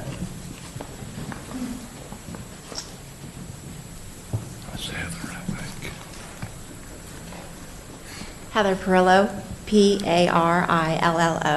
Thank you. I am the current COO of Livewell 30A. I am the vice chair of the South Walton Beach Service Association, and I am a vendor. I am now entering my second season running beach operations in South Walton County. I spent my first year looking for ways to improve the way we do business. I spent a year listening, I spent a year learning, and I vowed at the end of my first year never to repeat business as usual on the beach. I knew there had to be a better way, and I saw endless opportunities to do so. I was fortunate enough to come onto the scene when change was needed and wanted by all. While I may not have the experience of others in this room when it comes to this industry, I do have an experience in change management. Creating change, facilitating change, and implementing change that makes a difference for people, for companies, for organizations, and communities. Change that addresses the concerns and issues of all the relevant parties. I have no desire to compete with anyone. I only choose to partner and collaborate, because working together, we're better. South Walton is better. I have no desire to be at odds with the community, with code enforcement, or commissioners. I only choose to serve. Because working together, South Walton is better. We're all better. I stand before you today without a single complaint, just commitment. And in all of the complaints that may have been shared or expressed, I only hear commitment. And if you listen close enough, what you'll hear is that we share a lot of the same values and commitments. Safety, preservation, protection, improved relations, and compliance. And what I know for certain is where there are shared commitments, anything is possible. What many may not know is that behind the face of every vendor is a mom or dad working tirelessly to provide for their families. Behind the face of every vendor is an employer working to provide for their team. Behind the face of every vendor is an ambassador of this county working tirelessly to take care of the visitors and tourists of South Walton. Behind the face of the vendors of the South Walton Beach Service Association is a group of caring and passionate individuals committed to doing whatever it takes to bring the change and harmony everyone in this room seems to be looking for. Those who have stepped up to provide solutions are in it something much bigger than themselves or their companies. The investment and time that we have spent over the past 6 months has to serve a better purpose. The future is now. Change does not happen overnight, but it is happening.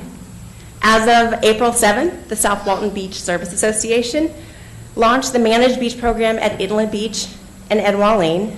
As of May 1st, new code goes into effect to address some of the concerns at the other accesses. The South Walton Beach Service Association will continue to listen, to modify operations, and work with the community and vendors to ensure the Managed Beach Program is a success in the eyes of all. As the opportunity and resources arise, the South Walton Beach Service Association will continue to roll out the Managed Beach Program at additional accesses to address the needs of the community. We have already suggested and embraced the idea to launch the program at a third beach access when only 2 were mandated.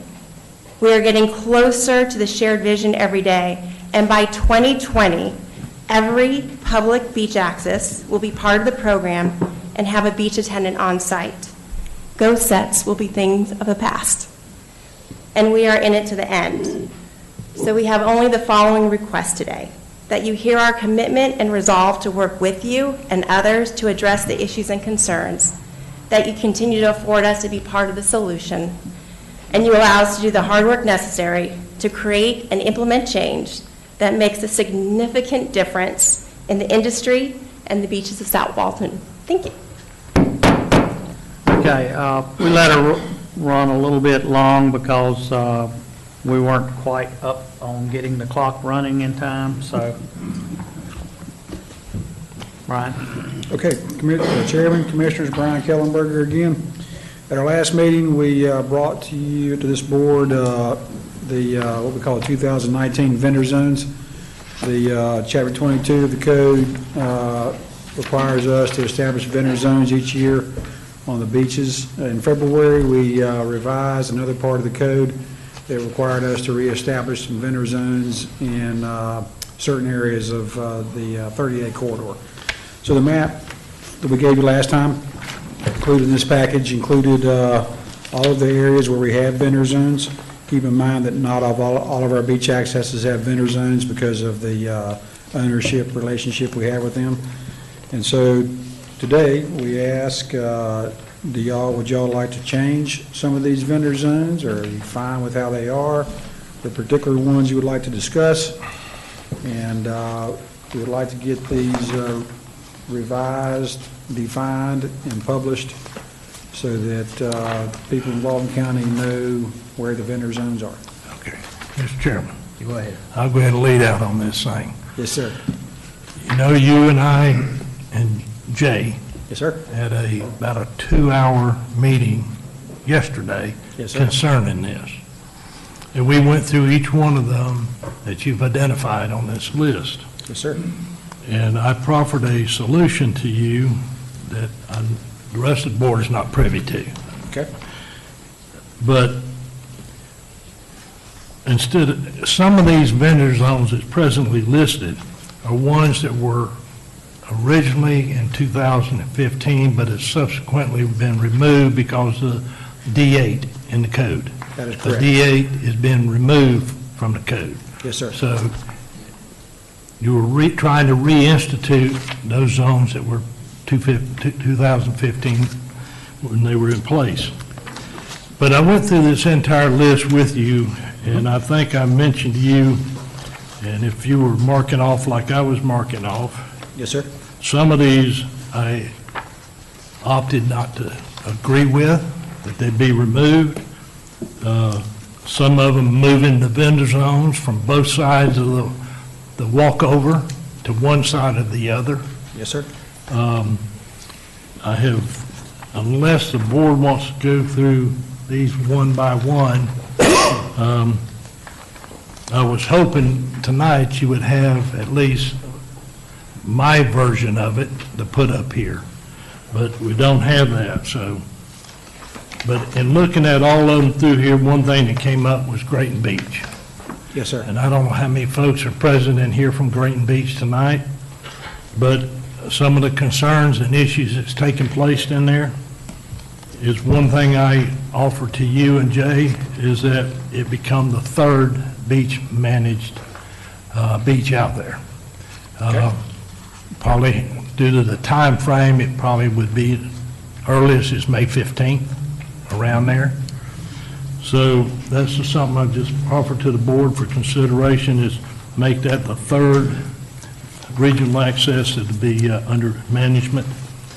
And Can I interject just a second while we're on that before you go to the next one?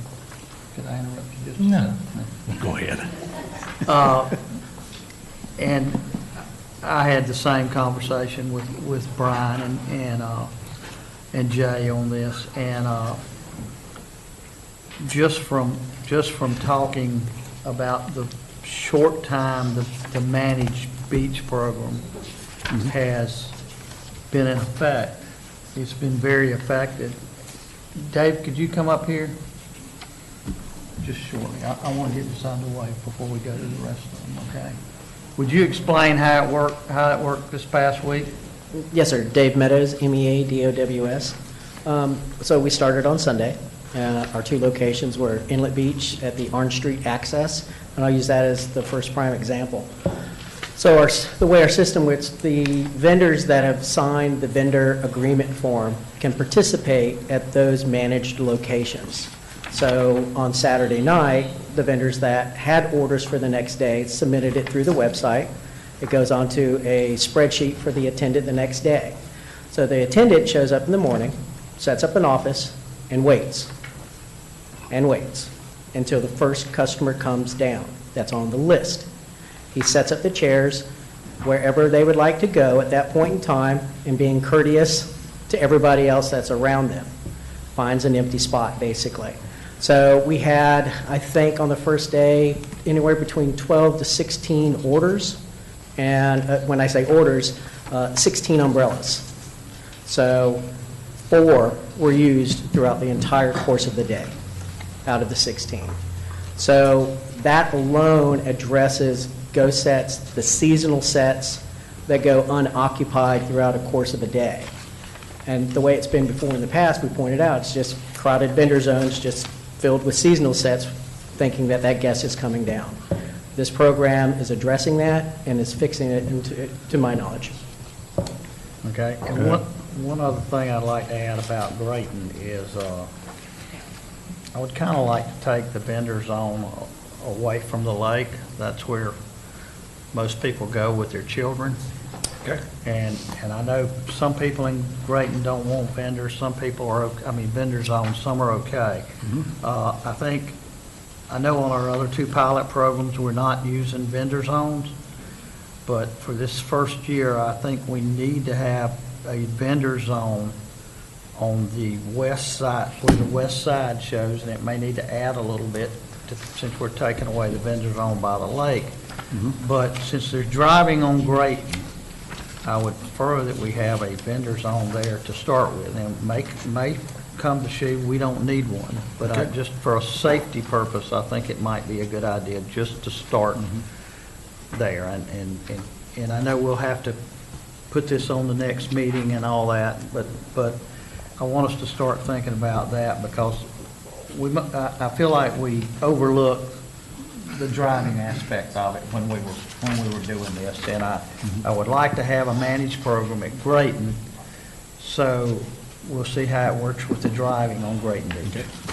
I'll recommend if you're going to do a vendor zone format there, that you do include the west side of the outfall, because some of the people that come with kids like to rent chairs. And so they need to have opportunity to rent chairs. We can work on that. Yeah. Can I say something real quick? Might as well. I'm just gonna say, I think this is where you're going, so you'll know I agree with you. I count 11 of them, where when you come down off that boardwalk, the vendor zone straddles the boardwalk. So if I'm coming down there by myself with my own chair, I got to walk through the vendor zone to get to anywhere. And that's not fair to the regular old folks. Yes, sir. So I think on those, we should have, the one on one side of the boardwalk should be vendors, and on the other half of the boardwalk should be non-vendors. Right. And there's 11 of them. I think an easy way, That's sort of where you I think was an easy going. way to incorporate, I think an easy way to incorporate the ideas that you've brought forth is to, using your motion, or if it's direction, a convention. Brian placed the vendor zones to one side of the public accesses, and then legal has determined that the vendor zones, the way the code reads, it says the public beaches will be delineated into not more than 50% vendor zones, which gives you the opportunity to change that to anything less than 50%. And so I think a good, easy direction for us to follow that would get the results you want is to say, use this convention and use this percentage on these public beach areas in this area. All right, Mr. Chairman, may I proceed? Sorry for interrupting. Thank you. All right. If the board will indulge, I would like to go briefly through these identified vendor zones and give you my thoughts on it, and maybe y'all got some additional thoughts. Wall Street's the first one out of the box. There's no change there. Both zones have been there since 2015. Walton Dunes, there's no change there because it's been established. The one at Eastern Lake has been established. One Seagrove has been established, so there'd be no change there. Dothan Avenue, I have discussed it with them. The east vendor zone, which is at the end of Dothan, to be removed, and maybe the western zone be increased a little bit, but it overlaps already, I believe, into, no, it does not.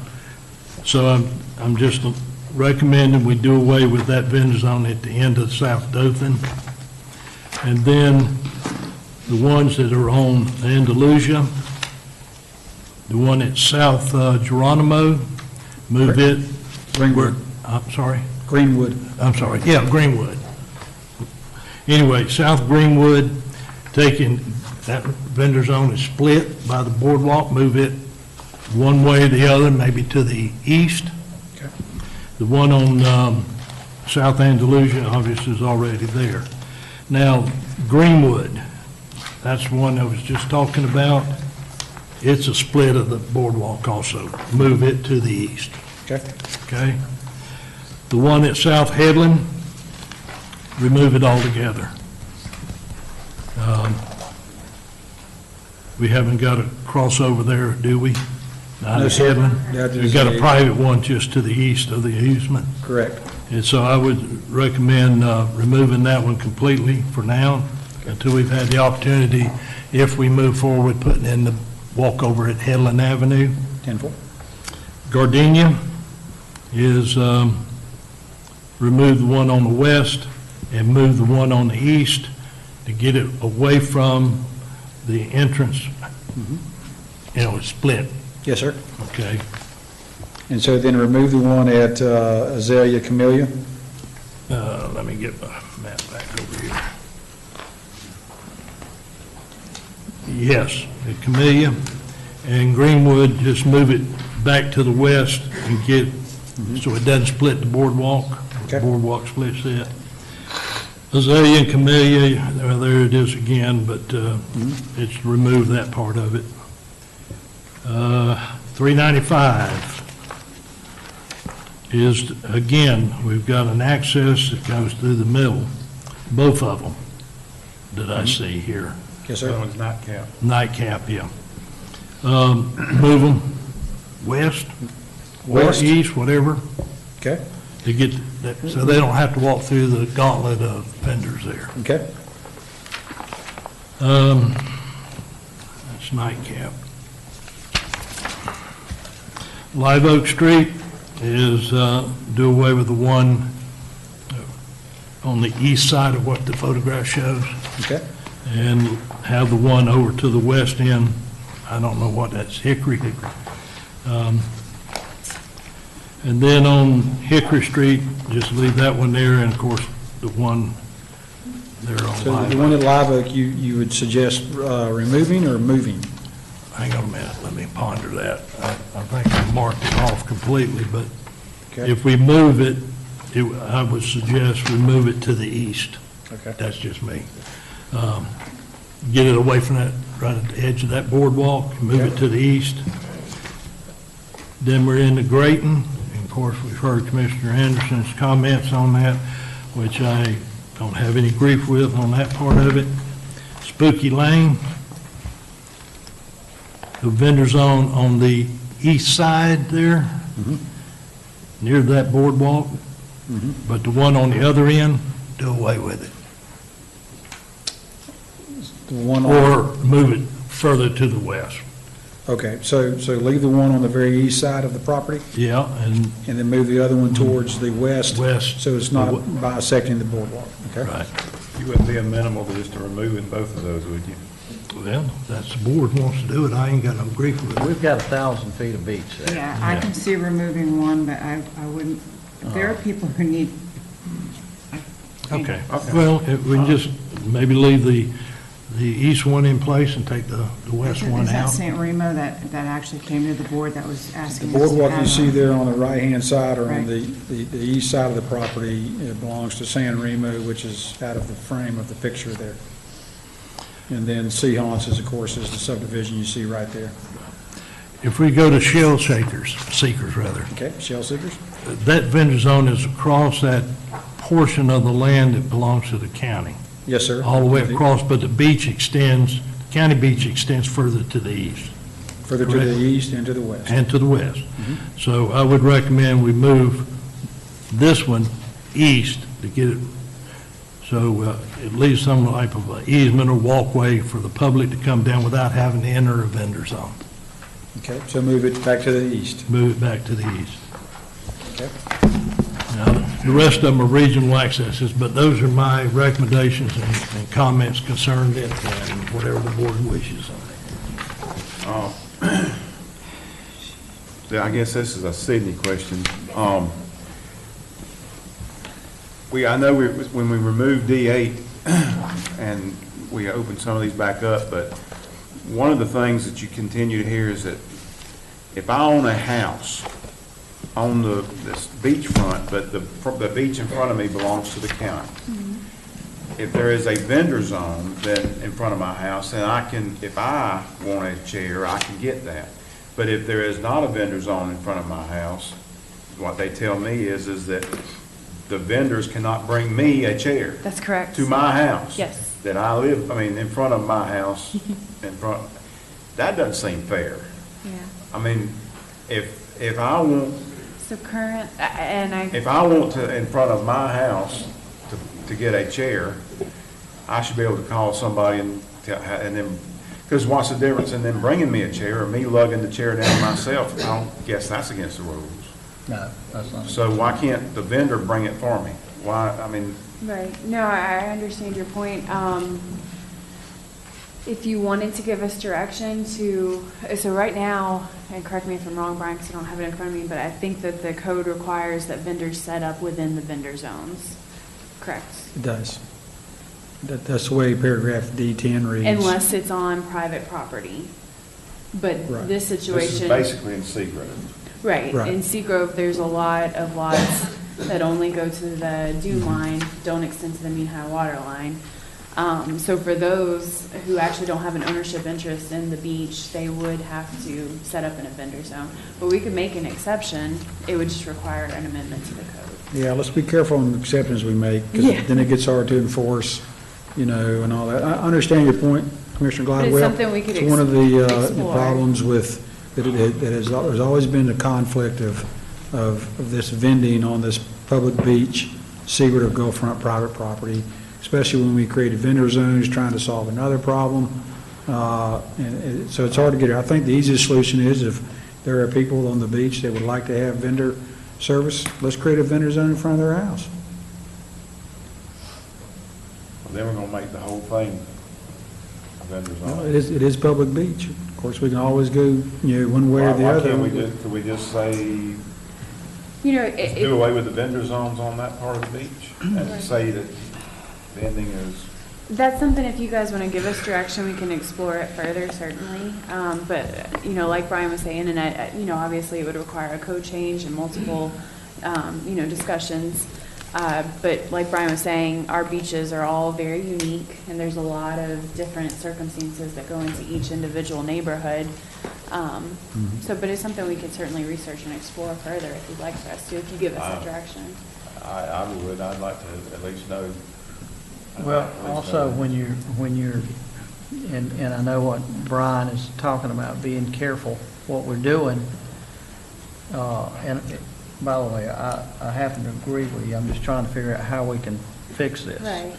But when you do away with vendor zones, that doesn't mean you're doing away with vendors vending on the beach.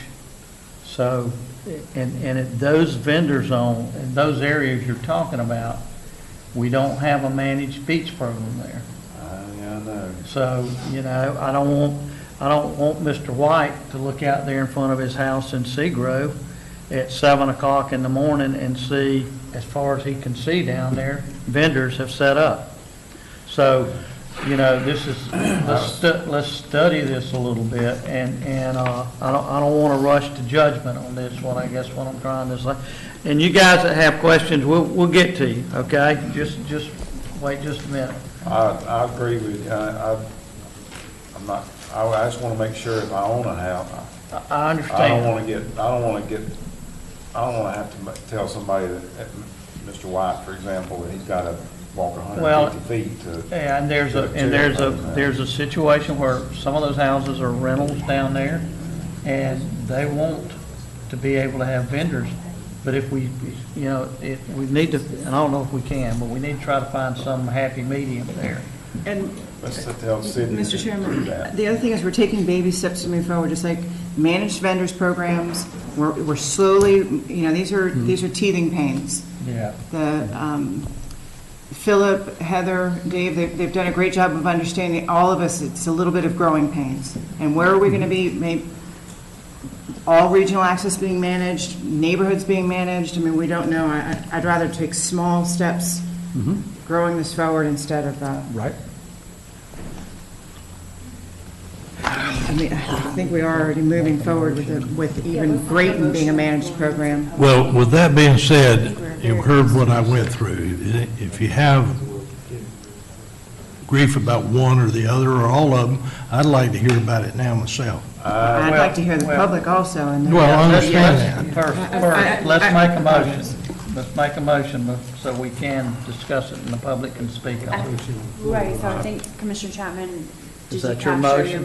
motion? Yes, I'll make, in the form of a motion, what I just proffered in going through the 18 that were identified.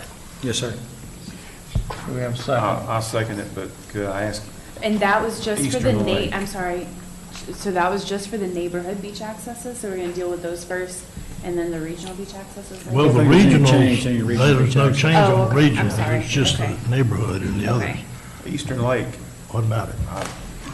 I was down there today and there's not a lot of room down there.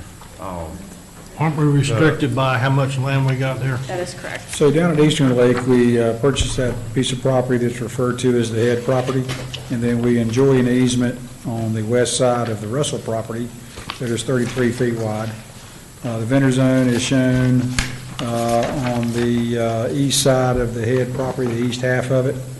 All of that's in the outfall. It makes it hard to do anything. That outfall meanders a lot. You can see by that. Satellite photography, this is, I believe, 2016. The outfall used to go, further north before it went, north and south, or went further to the west before it went north and south. When we cut it, our DEP permit, so this is one of the lakes that we can open mechanically. When we do it along the easement on the west side of the Russell property. And that, I think that's the reason why it's looking like it does now. That was probably in close time to a mechanical cut that altered the location of the outfall artificially.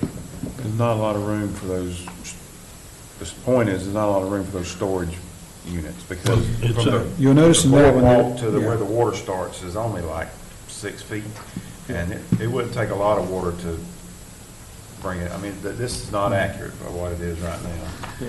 It won't be We've accurate showed if you the, don't Won't do be it accurate again. to open it, so. We've showed the storage box up by the toe of the boardwalk that we have. Yeah. That's our Eastern Lake Boardwalk on a piece of property that we own. You can see the property boundary lines. There ain't a lot of space there, I'm telling you, It- the water will be up in them. It varies, it varies. Right now, there's about 25 feet between the boardwalk and the outfall. It's got a nice shelf, but I agree with you. In any of these storage box situations, if they get compromised, they'll have to be tended to, and that may mean they come out temporarily, or they'd be relocated to a place that's better suitable. Are you suggesting no vendor zone at Eastern Lake? So I'm not catching. Yeah, that's what I would, Where you're going. No it's vendor gonna, zone. it's gonna be real tight. I mean, most of that's outfall. But, I understand that too, but if it's, there's a lot of rental property right there. And Okay, and well- all the rental property are gonna use vendors. I mean, I'll second it I'll just withdraw that. I just want everybody to make sure they understood, that's gonna be tight. Mr. Chapman, I got all of your changes except nightcap. What did you say there? What did I say? I think no on nightcap. Said kill nightcap. Because it overlaps with 395, didn't it? Yeah. Move 395 over, you're gonna be in the Right, nightcap. we're gonna be in the nightcap.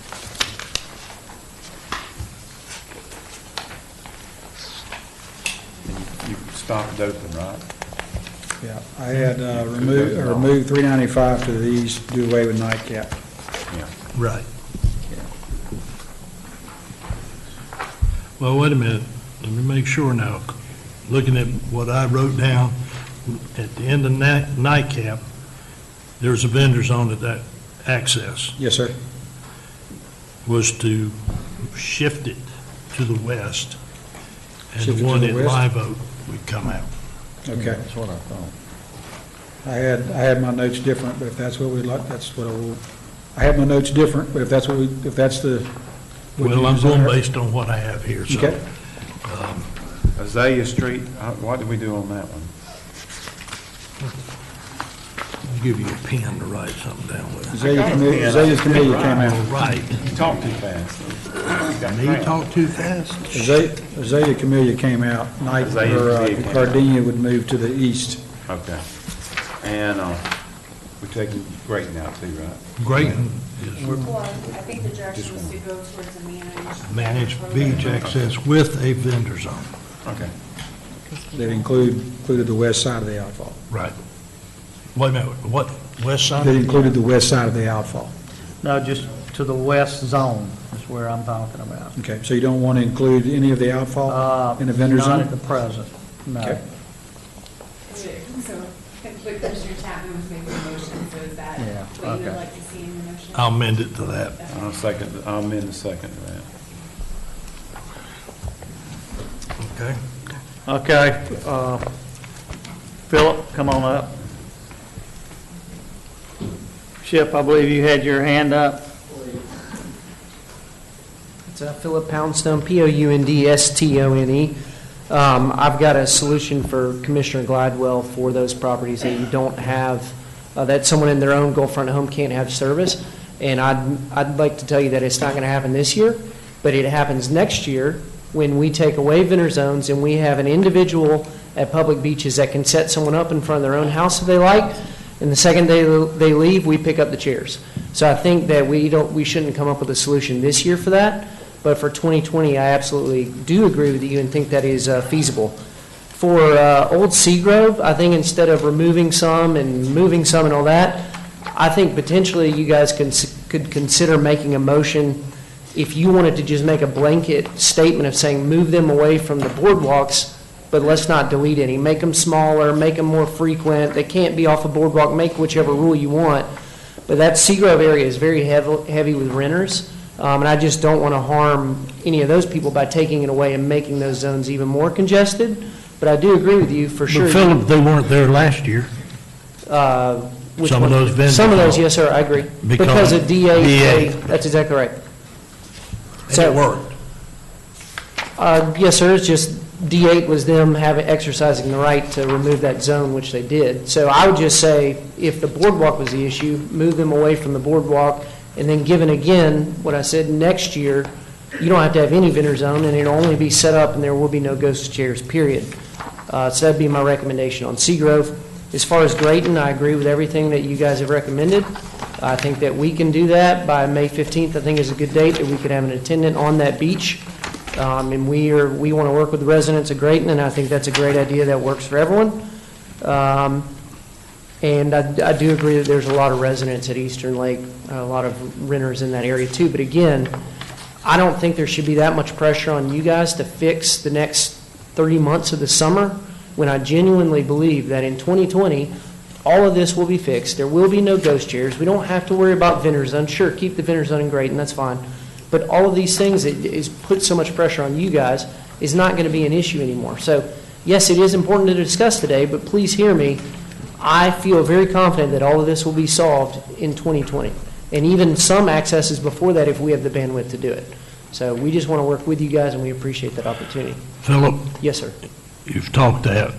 Sir? You've talked that the last 2 or 3 meetings. Have you put anything to paper for 2020 to show how you're going to address all these concerns? Yes, sir. We do the exact thing that we did at Inlet Beach and Ed Walleen. I just have to get Mr. Bryan and Mr. J and Ms. Sidney to put it in front of you to say the managed vendor program will now be at these accesses, and we'll take care of the rest. Well, if we'd like to go and get the other regional accesses and manage them out, I'm trying to figure out how we've got all these neighborhood accesses. There's dozens of them. Yes, sir. And how is that, what you're proposing, going to solve that at Yes, sir. those areas? So what we would do is some are unique that are very small that we would certainly need to address. But in general, like the old Seagrove area, we could put an attendant every 500 feet, for example. It doesn't have to be one for every single small zone. we can do it. And again, that burden is on us, for those renters and us to find each other to put their chairs out, but it solves the ultimate problem that you guys are faced with, is you're sick and tired of ghost sets or somebody crowding an area. That's our problem to fix, and all you have to know is there will not be a chair out there unless a butt is sitting in it. So all I need is the go-ahead, and we're going to make it happen. You have a word. So 2020, we're going to make it happen everywhere, and there could be a very few small examples that we say, hey, it's not worth an attendant to sit somewhere that fits 6 sets. Let's remove that one. But in general, we can handle it all. Okay. Chip? Thank you.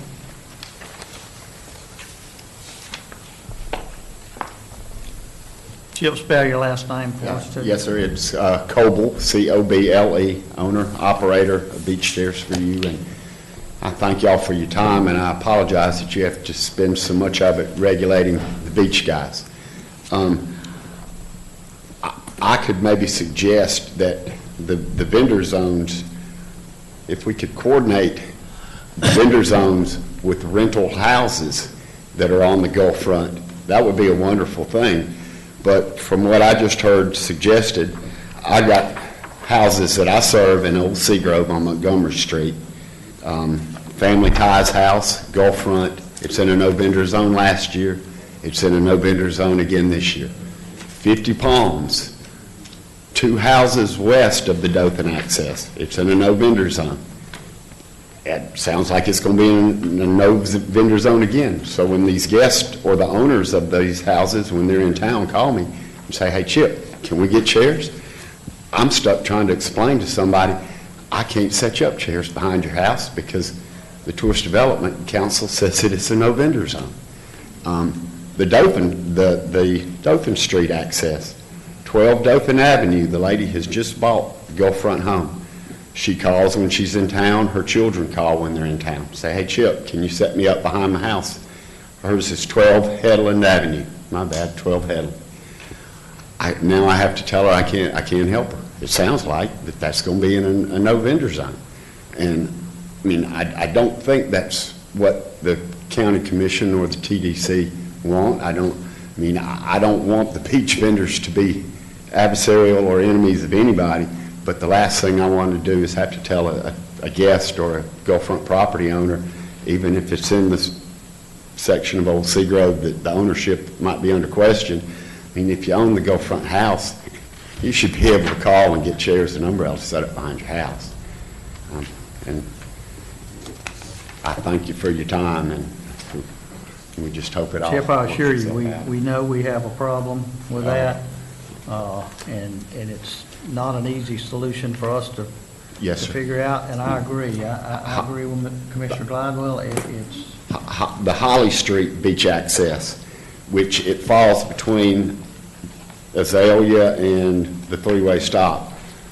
Dr. Witt from East Tennessee, he owns 2866 and 2850 East County Highway 38. His homes, he's never said, I don't want chairs behind my house.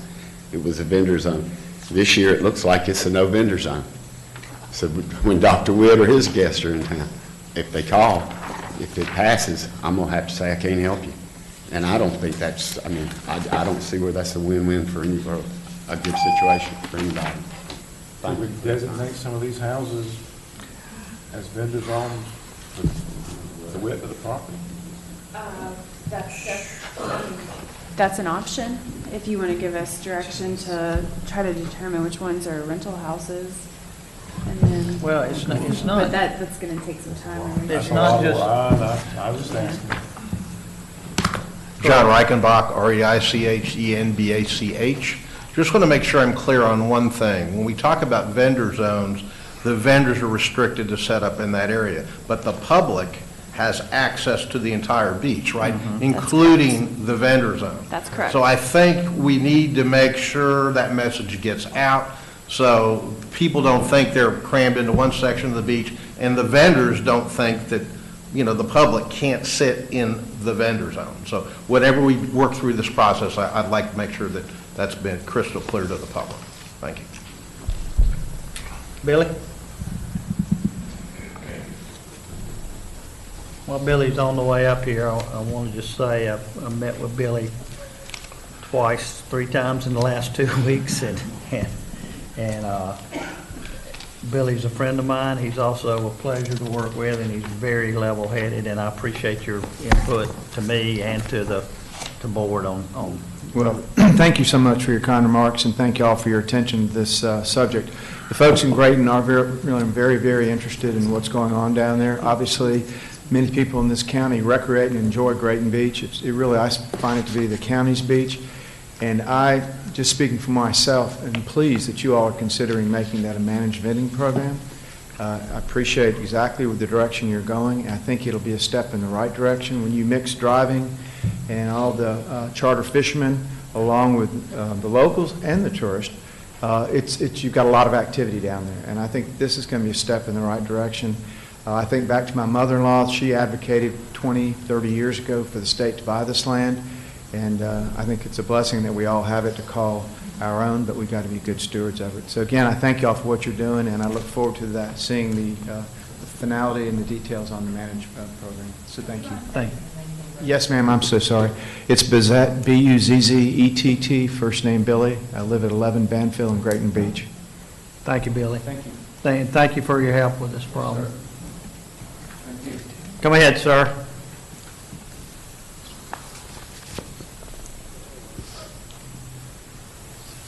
Richard Butela, B-U-T-E-L-A.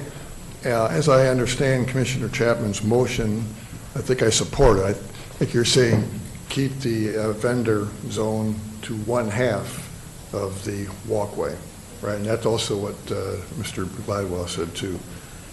I support that in reference to Greenwood and Lucia. Thank you very much for your work in this.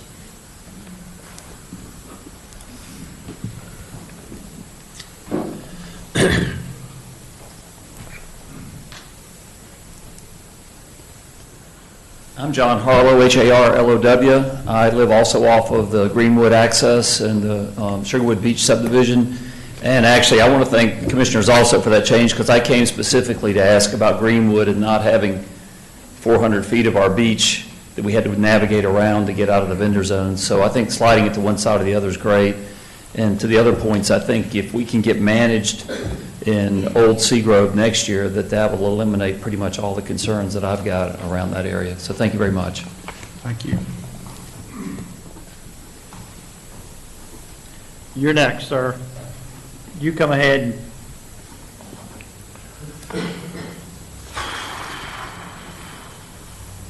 My name is Dale Koblenzer, K-O-B-L-E-N-Z-E-R. My wife and I own a home on 76 Montgomery Street in Sea Island subdivision of Seagrove Beach, Florida. It's been in our family since 1956. The Sea Island subdivision was created by W.D. Pender and Robert Anderson in August of 1948. That plat division with restrictions was filed on January 25th, 1949, and can be found in the deed of record volume, page 113, page 401. In addition, the many restrictions and conditions governing that subdivision, paragraph 6 of that restriction state the following. The opening space between the south end of all lots, block JKL, to the water's edge of the Gulf of Mexico, and parallel line to where the Gulf is 15 feet deep, shall be kept open as a park and free of any type of structure, so that not to obstruct view of bathing or lounging facilities for other property owners. So this is also consistent with the original plat of subdivision, which was approved by the county commissioners on July 14, 1949, and includes a simple dedication of the streets, roads, and parks for public use. While that means the beach may be used by the public consistent with the laws of most states governing coastal use, it does not create ownership interest in the county, and there is no deed of conveyance and no evidence that the county acquired title through any legal doctrine such as adverse possession. Finally, a July 16, 2002 letter from the Code Enforcement Office for Walton County, signed by then Code Enforcement Coordinator Philip Green, confirmed his understanding that the property, while dedicated to the use of the public, quote, does not belong to Walton County. He reached this conclusion after a meeting with the then Legal Services Division Counsel Kira Honse, H-O-N-S-E, who confirmed, quote, "The county has not accepted the property for maintenance. In addition, the county has no obligation to maintain any property other than roads in the subdivision. The county may choose to maintain other properties, such as the beach accesses through the TDC. I have copies of the original subdivision restrictions, the plat subdivision, and the July 16, 2002 letter from Mr. Green.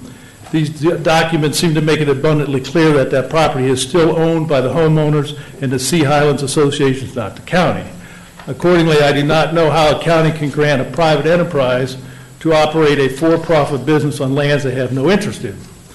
This decision leaves all the impact on the private homeowners there. It seems to elevate the vendors above that of the homeowners. I request that the county remove Sea Highlands subdivision from the vendors' plans. Thank you. So that is Dothan Avenue, Andalusia Avenue, Greenwood Avenue, and Headland, which was already removed. So 6, 7, 8. That is 6, 7, and 8. Thank you. Those are the access agreements. Correct.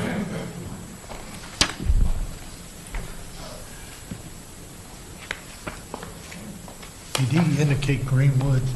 Yes, so, I'm sorry. My speaker, Dothan Avenue, Andalusia Avenue, Greenwood Avenue, and Headland Avenue, which the board, part of your motion was already to remove Headland.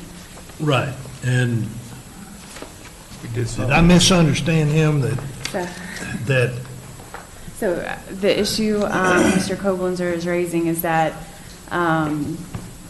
the county does not own the beach there. He's correct. The heirs of Mr. Pender, who is the original subdivision developer, would be the ones, the entities or the people that actually own the beach there, but there is an easement for public use. I'm not sure about the letter from 2002 from Kira Hans.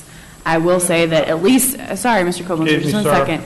So at least as long as I have been here, the TDC has been maintaining the beaches in that subdivision. So I know at least for that long, we have accepted the maintenance responsibility. So we have accepted that dedication. I would argue we accepted it long ago whenever we started maintaining all the roads in the subdivision as well.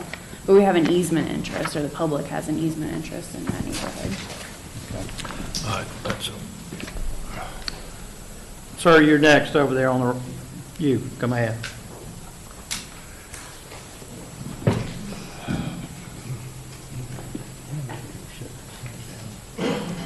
Thank you. My name is John Seelig, S-E-L-I-G.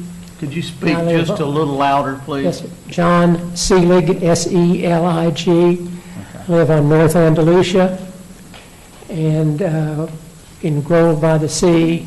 And on North Andalusia, there are over 100 residences. And I would ask respectfully that this board accord the North Andalusia access the same as they're talking about according the Greenwood access, that is, it be on one side or the other, but not on both sides of the access. Thank you very much. I think we did that. Thanks, but we did. Yeah, we did. You got rid Ms. of White? all those splits. All those splits are gone. Right, moved one way, yeah. Mansell White, 182 Montgomery Street. I've lived in this subdivision now for 18 years, and I've owned property there since 1964. And I was there when ever since I was 8 months old. My family's owned property on that street. And back in those days, when they made that dedication, and as you know, dedication does not transfer title. Nobody had any idea, the developers or anybody else, that we would have this kind of explosive growth that we have today.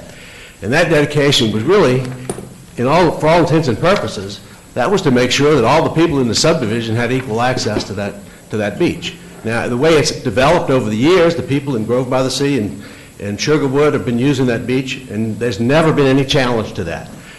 Effectively, in this subdivision, we have customary use in practice on a day-to-day basis. It's absolutely unchallenged. But I don't think there's any intent that could be demonstrated by anybody ever that that beach was ever intended for commercial exploitation by third-party commercial interests. And I don't understand how how you can allow that to happen. Now, you just amended the D8 clause to take the beachfront owners' rights away to keep the vendors from in front of their house. But the way I read it, the D8 clause still says no vending on private property. And the county attorney just said that that beach belongs to the private owners, either the developers or the people in the subdivision. And that's pretty much been unchallenged. Now, we talk about easements and all that, that's fine, but the people have an easement to use the beach, and that's what the intent was, for public use of the beach, the public access. But for commercial exploitation, that was never part of it, and it never should have been a part of it. It's a private beach, and so we ought to go by the wording that it's actually in the ordinance as it is today. No vending on private beaches. This is a private beach. That doesn't step on the interest of the public in one bit, because everybody can go and use that beach if they want. Anybody can go use that beach. But it shouldn't be commercially exploitable by third-party commercial interests. It's still privately owned. The county doesn't own it, as admitted by the county attorney. You do not have title to it. So how can you authorize the TDC to allow the commercial exploitation of that private beach? It's a travesty. And y'all need to do something about it.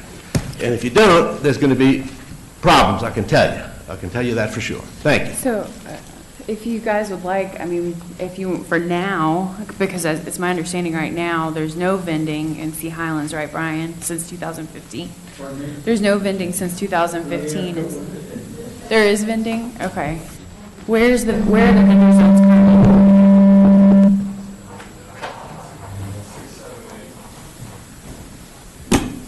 We had a couple of vendor zones that still remain in that area because of the people that were the upper property owners desired to have vending there. Gotcha. And so if they did that, we would leave the vendor zone or establish a vendor zone there. Do the vendor zones that the board voted on, is that maintaining the status quo from last year? No, that's a reestablishment of vendor zones that had been defined in 2015. Some of them existed for a very short time. Right. As people understood the paragraph D8, the vendor zones quickly went away. Okay. So, I mean, we can handle it however you guys would like. If you'd like to, maintain the status quo from last year and until, maybe Brian and I can speak with Mr. White and Mr. Koblenzer and see if we can address some of their concerns. Or, well, one thing I do want to clarify, regardless of who owns that beach, it is a public beach. It was dedicated to the public. The public has accepted that dedication. So I do want to clarify that. It is not a private beach. It's open to the public. I just want to make sure that's clear. But as far as, maybe we can address Mr. White and Mr. Koblenzer's concerns, if you guys want to just maintain the status quo for the time being in that neighborhood, and we'll bring it back, or however you would like to handle it. Let me throw that out in discussion. Okay. I'm almost in agreement with leaving them as they were prior to the D8 revocation or removal, with the exception that any vendor zone that is split by a boardwalk be moved east or west of that boardwalk, so it doesn't have to go there. Okay, in that neighborhood. Wherever it is, all of them. So, Brian, you know which those vendor zones were there prior to the D8 removal? Just in Sea Highlands. There was only two small ones. I have to go back and look at my records, but I believe there was two small ones, and they were pertained to being in front of a single piece, one piece of property, because those are the people that wanted the vendor zone.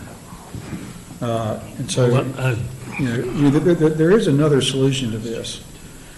I believe the original intent of the delivery permit was for the delivery vendor to deliver the product to the person's house, and the person would manage that product, beach equipment, from then on during the course of their stay at the beach house.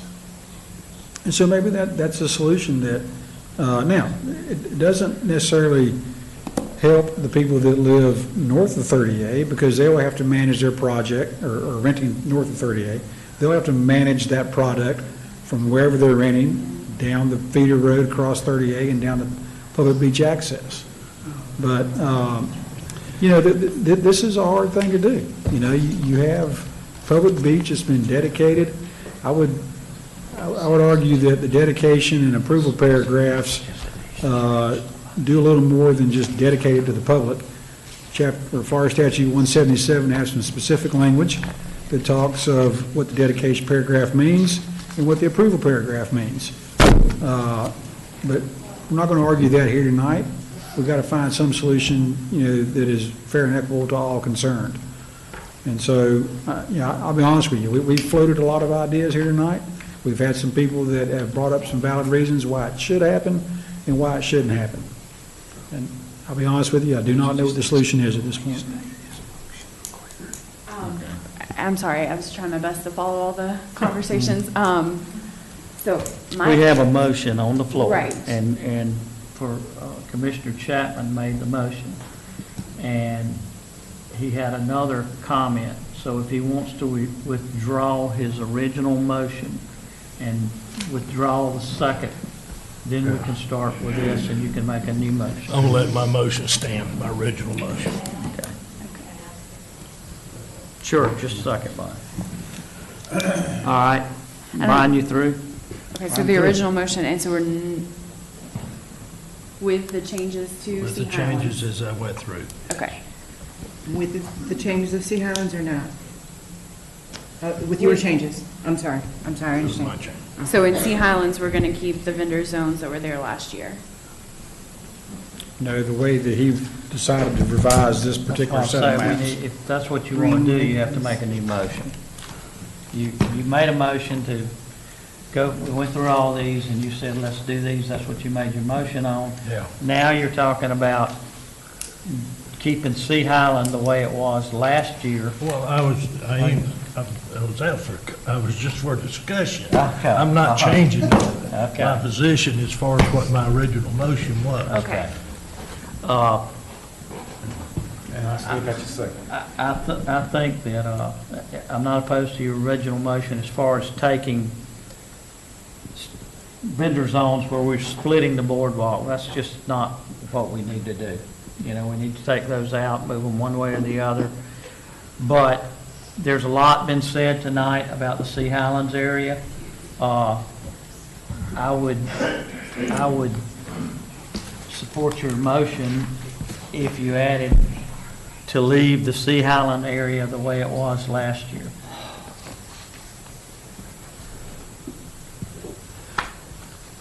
Point of order, I believe you could take in my motion, if you want to step aside, you can present your own motion on that. We'll vote on your original motion. I'm just saying, that's my opinion of it.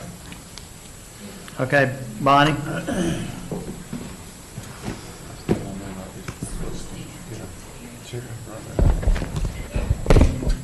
Bonnie McQuiston, M-C-Q-U-I-S-T-O-N. Thank you.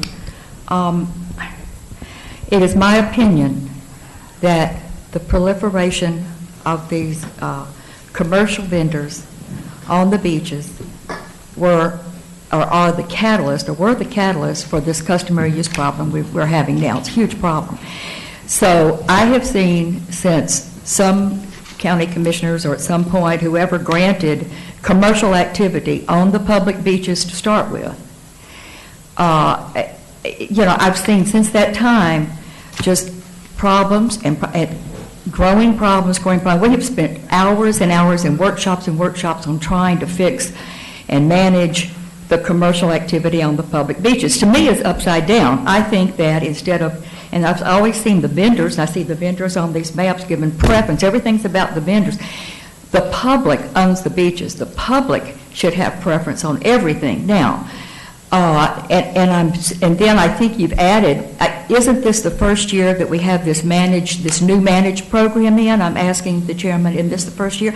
So instead of seeing how that works and seeing if that helps alleviate some of the problems, where all of a sudden we're doubling, how many new vendor zones are we adding now without even knowing if this program is going to actually be managed? And then once you start managing something, you have to make sure, you have to regulate it, you have to check on it, make sure it's being managed. So I just wish that you would, I wish that you would eliminate vendor zones in the neighborhood, at the neighborhood accesses, because those really were set up for the neighborhoods. And if you would give this season a trial period to see if this new managed vendor program works at the existing accesses or the regional accesses. That's, I just wanted to, thank you very much.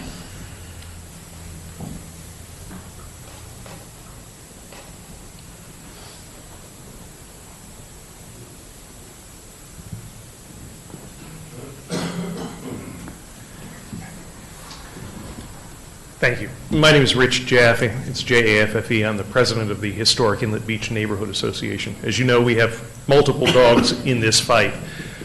First off, let me tell you that on day one of the managed vendor program, which was Sunday, I went down to Orange Street, the big one, and it looked great. Quite frankly, there were not huge lines of ghost chairs sitting there. There were a few people on the beach. They had chairs. The representative from the association was there. It seemed to be working great. I hope it continues to work that way.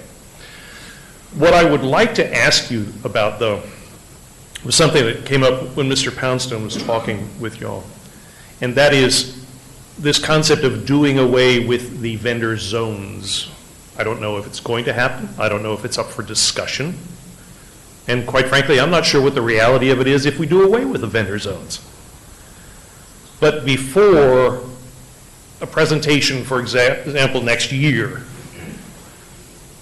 comes up for your consideration, let me suggest that those of us in the neighborhoods need a good look at it.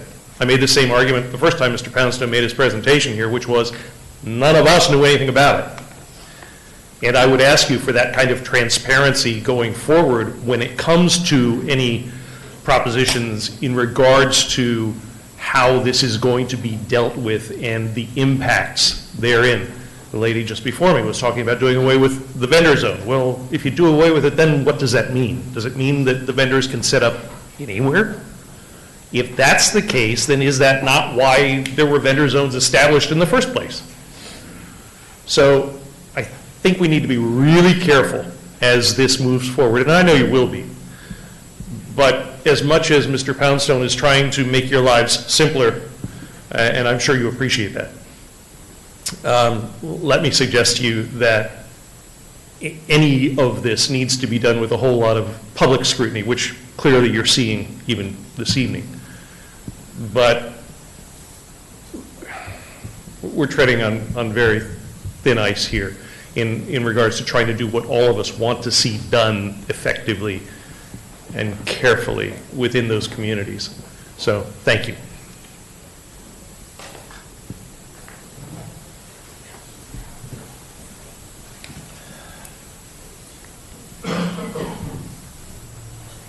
My name's Tom Hidell, H-I-D-E-L-L, and I live in Sea Highlands.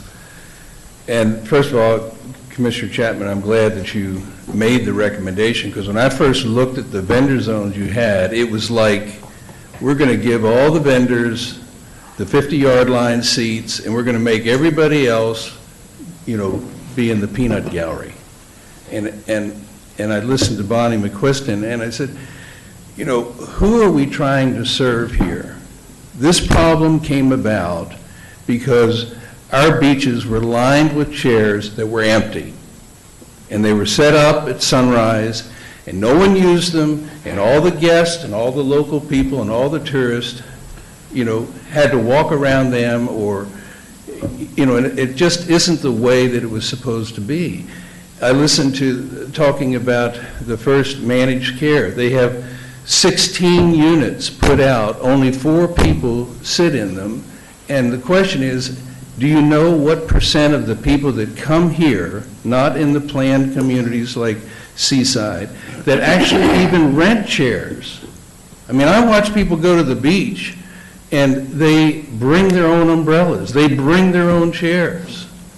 And, you know, I think we're trying to create a problem that serves a very small group, and in the process creating more problems than you're curing.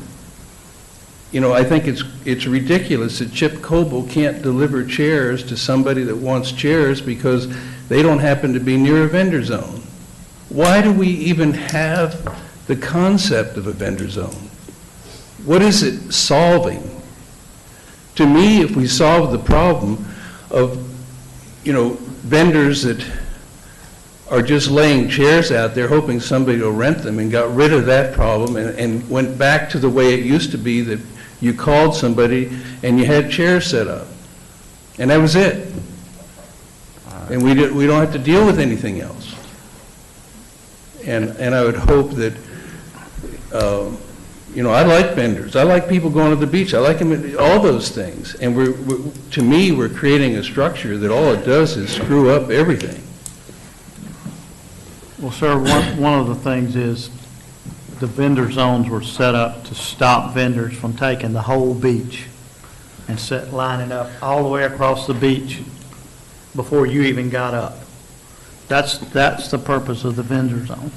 The thing that they were saying a while ago about the inlet beach, they had 16 of them rented. They only put the ones out that came down to the beach. That's great. And what'd you say, Dave, 4 or 5? 4 came down. So instead of 16 sets, and I'll give you a little more time if you want to, but instead of 16 sets, we had 4. Now, the problem we got right now is we're a year away from all the beaches having managed care. So we're trying to get through this gap the best way we can. And as Commissioner Nipper said, it's got to be slow, it's got to be the right way, and, you know, it's going to be a process. What may happen tonight, middle of June, we may say that doesn't work. Yeah. And the managed care program's the same way. We're working with this to figure out by next year we have all the kinks out of it. And we have more accesses, like Philip said, have 3 or 4 at the neighborhood accesses throughout an area, or 2 or 3, whatever it takes. And nobody comes down there without renting a chair, without it going up when they get there. That's our goal. Why can't vendors follow that? Why does it have to be somebody telling managed care? Why can't a vendor not put a chair out unless somebody's sitting in it? I think that's human nature.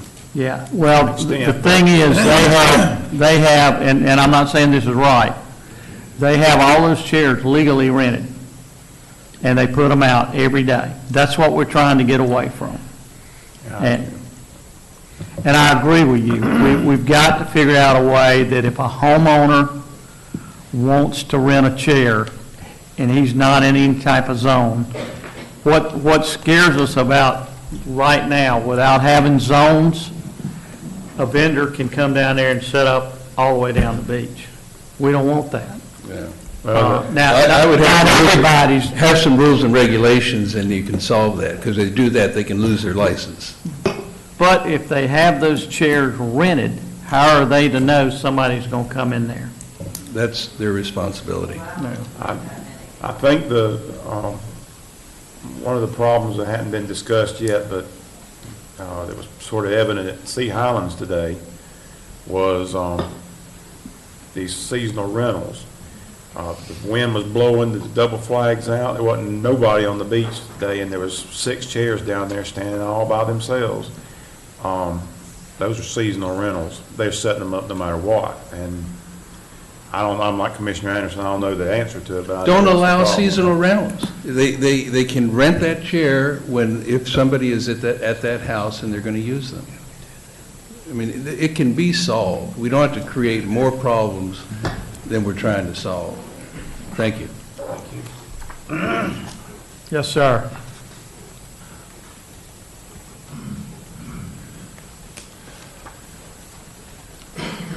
I'm Bob Murphy, M-U-R-P-H-Y. I'm a resident, 42 Lydia Avenue in Grayton Beach, and I am currently the president of the Grayton Beach Neighborhood Association. I had sent a letter to you all before, and I appreciate the comments I got back from some of you. I do think that Grayton is a special area, and I don't know if this is actually the place I should say it, but I need to do this for the people that I'm representing as a neighborhood association. We have a lot of cars that come down there. People from all over the county come down there. We share the beach with them. We've always done that. It becomes, and I like very much the managed program you've come up with. I think this will work. And the whole idea of the TDC saying 50% of the beach goes to the vendors, it should be up to 50, and in some cases, it should be much less than 50. And Grayton Beach, because on a busy day, 15 boats are in the water, and they have 15 trailers, and it could be, 2 Sundays ago, there were 40 cars on the beach. That takes up an awful lot of space, so giving the vendors a lot impinges on that. My other point is that the TDC is created for tourists, and to them, the vendors are helping tourism come down. So the TDC really favors the vendors and the tourists. They answer to the county commission. The commission answers to the voters of Walton County. So there's really a dichotomy between some of the things that are going on here. The TDC also has the code enforcement guys, and I feel incumbent on me to mention the code enforcement, that in Grayton Beach, they're not good stewards, they're not good embassies for the Walton County. They are almost harassing people currently. Sir, let's keep this to the vendors. Okay, well. And you will have a chance to speak at the end of the meeting if you want to talk about that. About the vendors, okay? Okay. You've got a post, which is Mr. Gladwell saw, that was right on both sides of the road.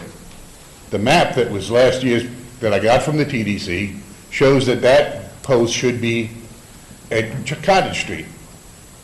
3 times I went down and talked to the code enforcement and asked, shouldn't that be over someplace else?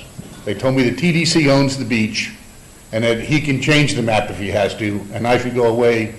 So it's just, the county, the whole history of Grayton Beach is a little different on the ownership than a lot of other places. And I just wanted to keep that into consideration. Thank you, sir. Mr. Chairman, call question. Okay. We have a motion on the floor. We've had called a question. What's the board want to do? All in favor? Aye. All opposed? Say nay.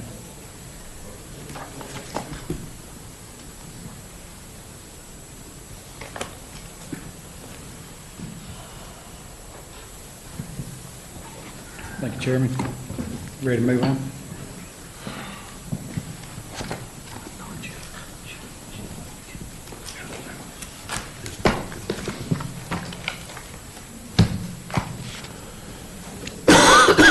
What's next? TDC number 28. I guess, good evening at this point. Let's wait a minute, Joe. All right.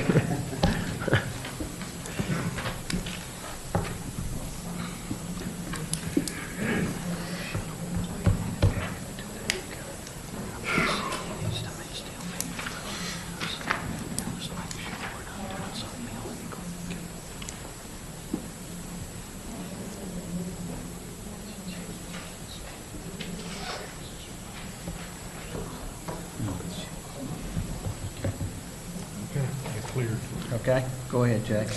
All right.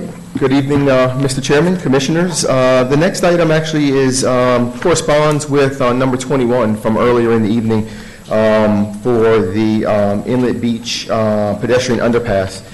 So this is a request to approve funding from the TDC to fund $500,000 for the Inlet Beach pedestrian underpass and the FY 2020 budget. This was approved last week by the TDC Council at their meeting, and we moved it forward for your consideration. Motion to approve. Second. Okay, we have a motion and a second. Any discussion? Any discussion from the audience? Seeing none, all in favor say aye. Aye. All opposed say nay. And this is going to help me when I go to the TPO in June to help move that project up to either number 1 or number 2. Will you, Mr. Gladwell, and Mr. Nick go to the TPO? Well, all 3 of us, excuse me. Mr. Chairman, I think they get him one of those too. Well, I'm not a voting member, y'all are. But I'll be happy to be there. Yep. 29. 29. That you, Brian? Chairman, next item of business is request direction on a new 3-year memorandum of understanding or a memorandum of agreement between Walton County and the state of Florida for the right-of-way maintenance that we do along 98 and soon to be along 331. The current MOA is about to expire in September. We have some areas of right-of-way that have different MOAs. This is an attempt to get everything somewhat standardized and take on the new areas. And so we're requesting direction on to go ahead and get that drafted up and bring it back to you for signature so that it can go into effect to handle the new stuff we have coming up and consolidate the old stuff. Because we got multiple MOAs for different sections. We Trying to do. get it all under one. Correct. And get it standardized so that it is easier to manage. Our next effort will be to get the different contracts we have so that their start and end times are coincidental. Right now, we have some that start at different times of the year, and we feel like we can get better pricing if we have standardized MOA and then, of course, contracts that are coincidental. Does he need direction or does it require a motion? I think it's direction for us to go ahead. I think it's direction. Is that the board consensus? Yeah. Go for it. Okay. Again, we'll bring it back at the next meeting. Thank you.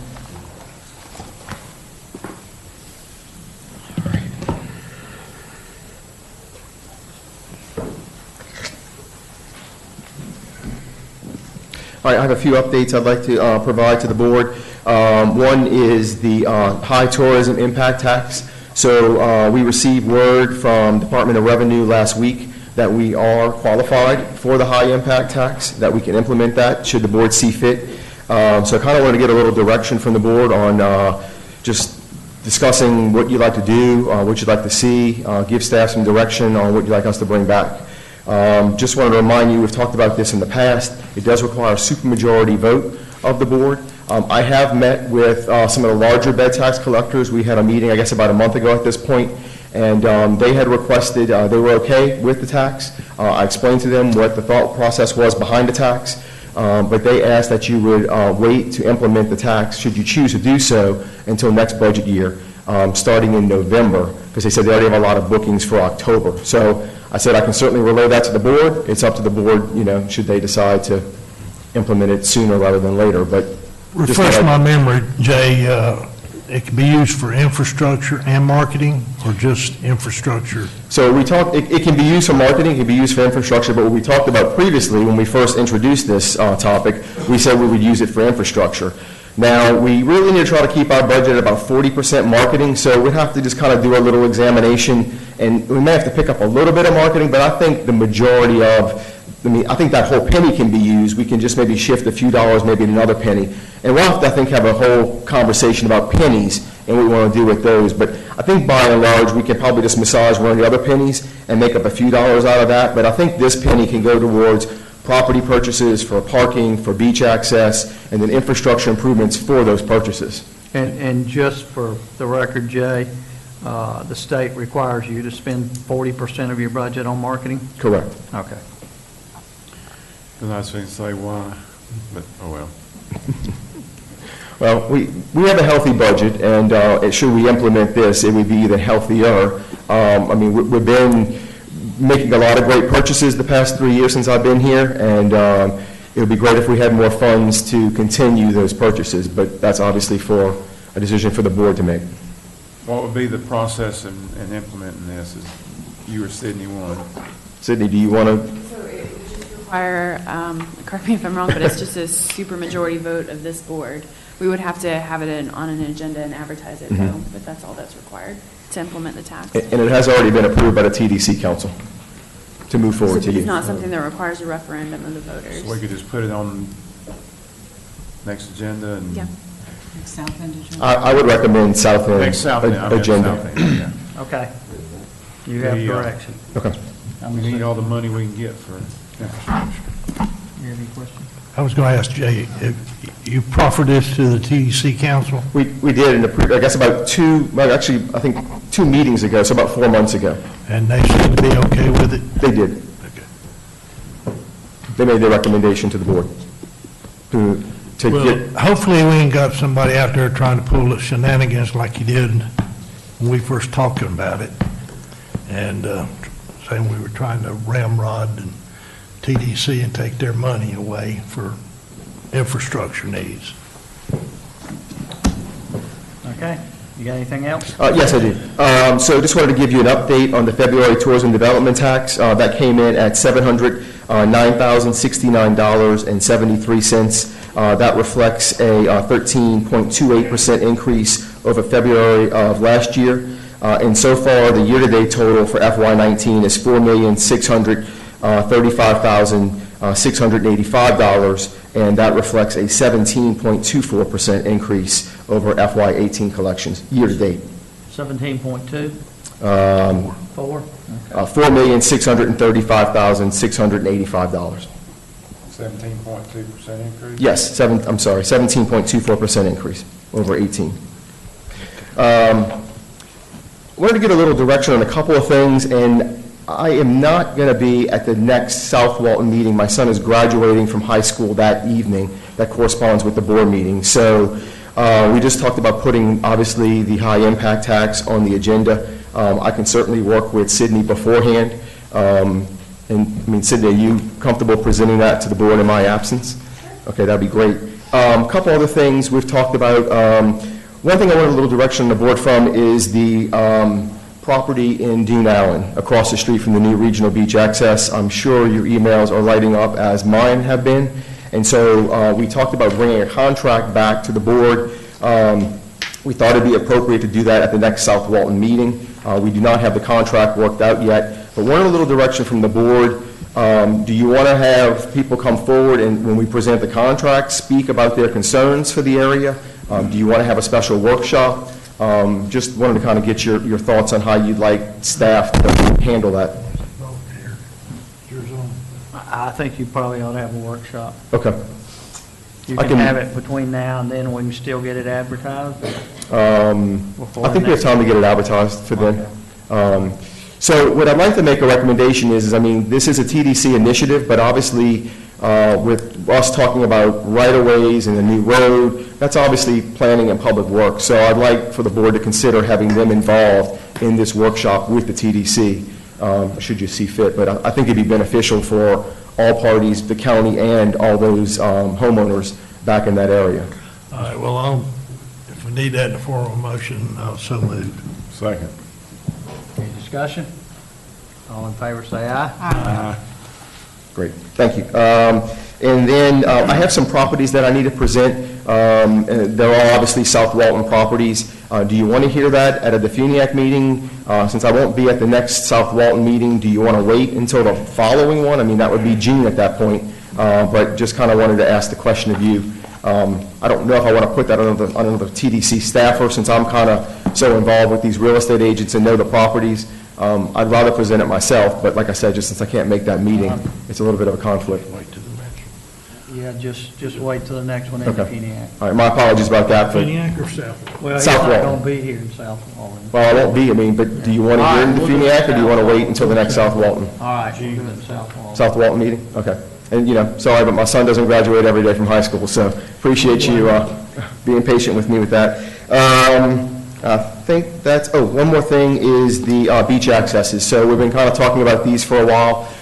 We talked about maps. We've gotten you all the maps. I think I've talked to all of y'all individually, so I certainly won't share your thoughts that you share with me, so I don't want to be a violation of sunshine, but are y'all ready to move forward with that? How do you want to move forward with that? Do you want just to have it in a regular meeting? Do you want to have a workshop on those? Just kind of wanted to get your thoughts. I think we're ready to move forward, and whether it's a yes or a no, I think we're ready to move forward, but And, Mr. Chair, I think in the past, there has been workshops, but they're many years ago. there has. But I think we need to move forward, but I think it may, I would like to see public input. I'm Okay. getting a lot of emails both ways, so. Okay, so, Yeah, I tell you, the map, you know, the one, I call it the Cecilia map, it's been, for about 6 or 8 months. We hadn't quite finished, and, you know, I think the third grade, Bay Elementary School art class could probably draw one up as good as we want, you know, but, we might need to seek direction on that. But other than that, you know, we need to move on with it and get it done right. And we've spoken with legal that the easements, the Walton Dunes, that 3 acres is zoned park and recreations. I think we've already talked about that portion of it, so I think public input for We need all the beach accesses we can get, and we've said that more than once. Do you want it to be a TDC workshop, or do you want it to be a BCC workshop? I'll just say, when we have workshops, the turnout is not great. And so I just want to make sure people think that their voices are being heard. And so we'll do what you I like, think but... this should be a BCC workshop. Okay. And that would be for Walton Dunes and Hesman. Both at the same time? Might as well. All right. Might as well get it over with. Rip the Band-Aid off? If we're gonna do it, let's do it right. Okay. We've been dragging this can. Okay. Do y'all want to try to do it before a standard South Walton meeting, or do you want to have a special day time? Okay. I think before would be. Well, we better plan it at least 2 hours before. Oh, yeah, it's... Or do you want to wait until June, right, so Jay can be here? Yeah. I think Brian can handle that if you want. I mean, just, Brian, are you comfortable with that? Yes, sir. Okay. I'll certainly defer that to Brian. He knows it backwards and forwards. What's the date on that?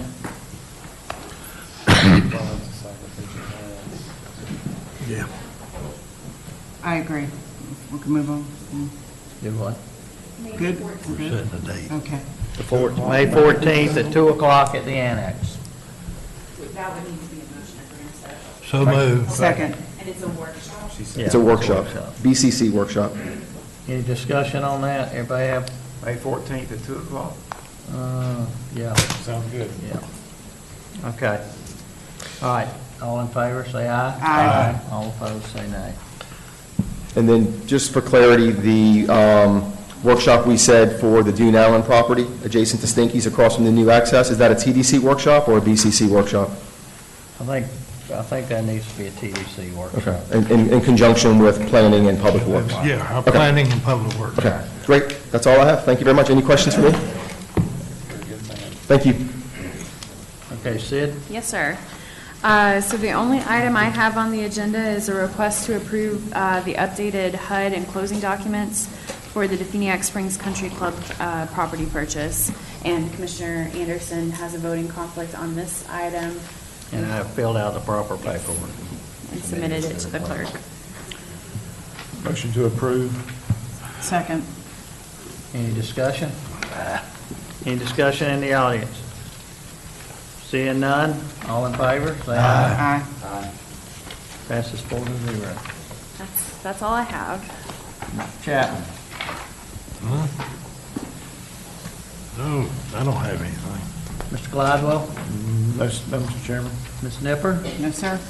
Mr. Nick? Just to update you, the community cleanup that we had in the Choctaw Beach area was a huge success. The dumpsters filled up good, everything, people cooperated and did what we asked them to do. Just rather have it down there. Well, if you can have the next one in my backyard. Yes, sir. And I have One last nothing, thing, so huh? now it's time for citizens' requests. Mr. Warner, Jay Warner? Are you here? Seeing none? Y'all want to take a quick break after public comments? Bathroom break. All right, we're going to take a quick break, and then we'll have public comments. 5 minutes? 5 minutes? 10 minutes? 5 minutes. Commissioner Nipper got 3 times as far as you did the drive. Where's the cats at? Somebody go herd the other 2 cats.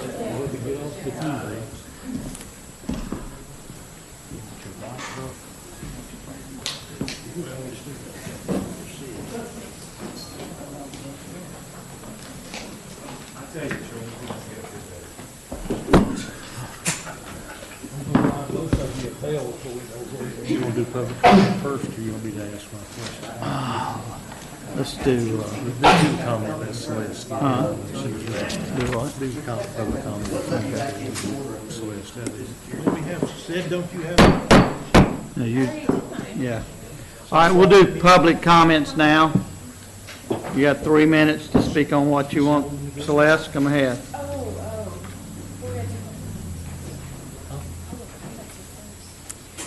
Celeste Cabina, C-O-B-E-N-A, and I was here to discuss the Dune Allen beach access, the Stinky's access there, those 2 lots. I understand it's already been addressed, so I've been here this whole time, so I was going to get up and say my piece.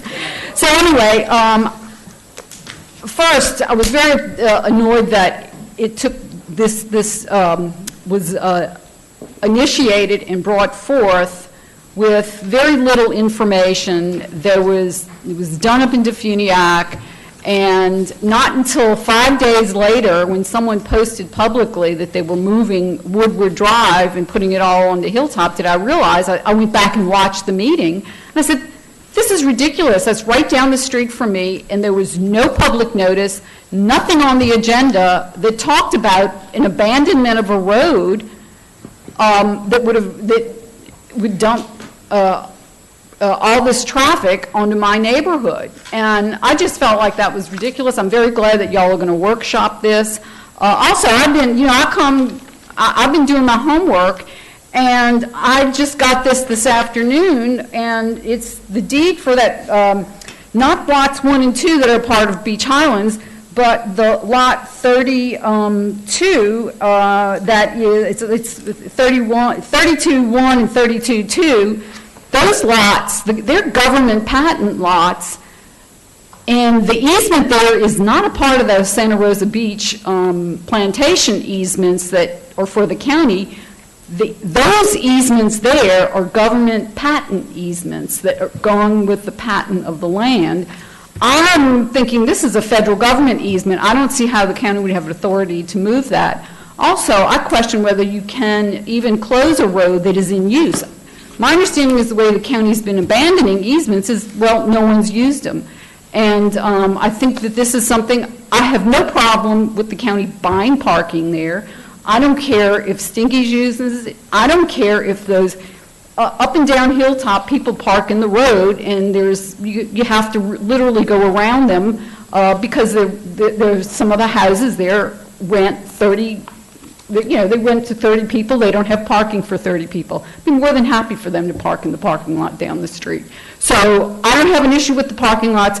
I have an issue with the abandonment of Woodward Drive to 30A.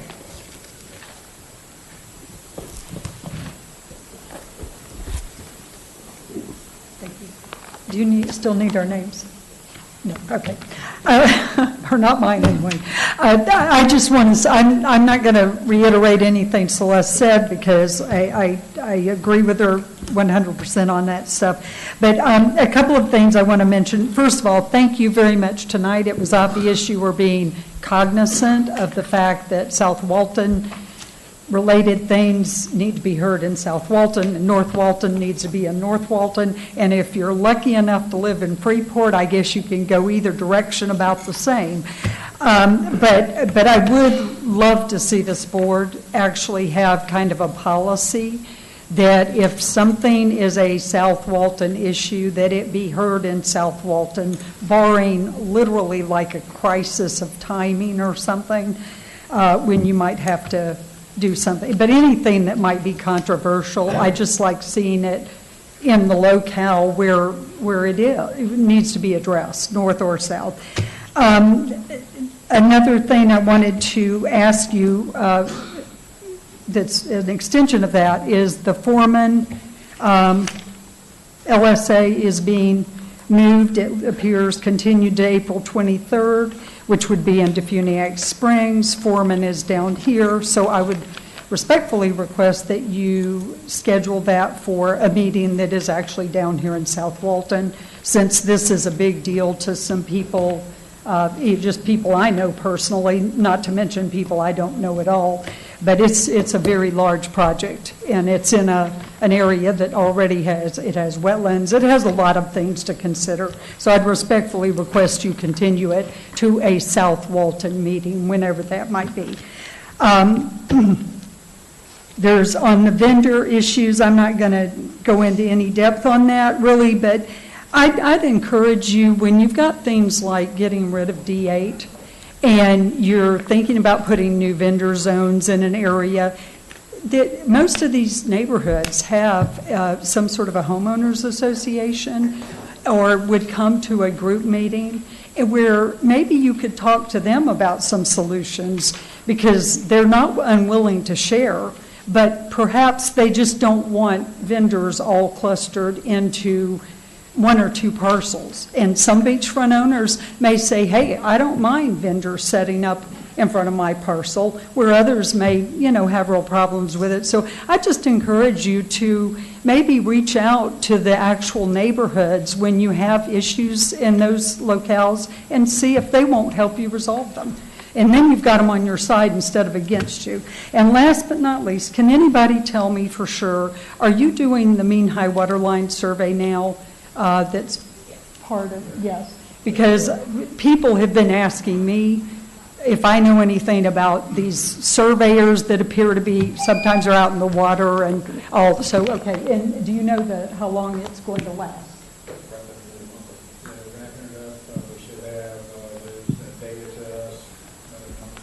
Okay, thank you so much.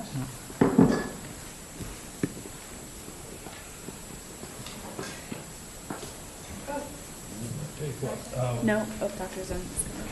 If you give me just a second. Hey, Bob, in reference to what she brought up about the Foreman development, it says request to continue. Is that at their request or our request? I think it's at our request. Our request? Yes. I believe we had the transmittal hearing for the Foreman amendment in this location. Okay. It has to be heard twice. I'm sorry? It has to be heard twice. Yeah. Thank you, Commissioners. Carolyn Zonia, ZONIA. And I didn't know when to ask as well that the Foreman property be discussed down here, if that would come up, later on the agenda when you talk about that. But I just had the same request that that discussion be held here in South Walton. Okay, excuse me, Mr. Chair, if I understand it, if they have the one in Defuniak, there's still an additional hearing here in No, South sir, Walton. this is the final hearing. The final hearing in Yeah. Defuniak? What Mac was saying is that we had the first hearing, the transmittal hearing here in South Walton after Okay. 4, which we're required to have one of those hearings after 4. But this month, our normal South Walton planning meeting got rescheduled because of the elections? Is that it? Yes. Right, so this building was gonna be occupied for the election. I guess it's the school board's election, right? Right. So that's the reason that it's being held in Defuniak, was just because our regular planning meeting got moved to after the Defuniak Spring Board Because of the meeting. election. To accommodate the election, yes, sir. Anyone else?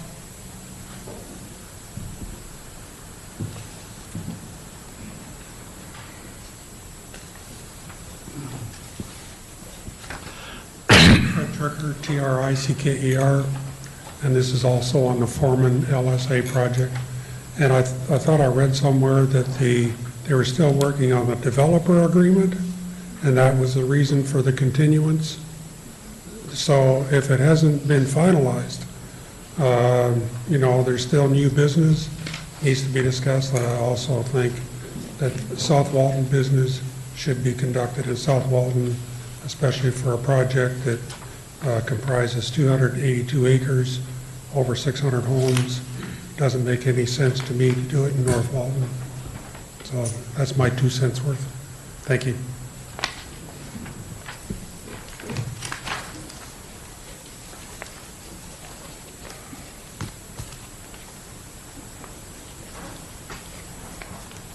Hi, I'm Eric Foreman, F-O-R-M-A-N. I'm one of the owners of the property.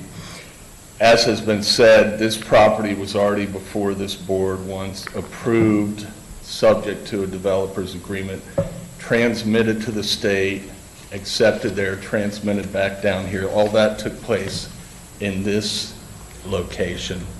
And as far as the project itself, it's been going on for months and months. I feel like the public's had plenty of time to discuss it.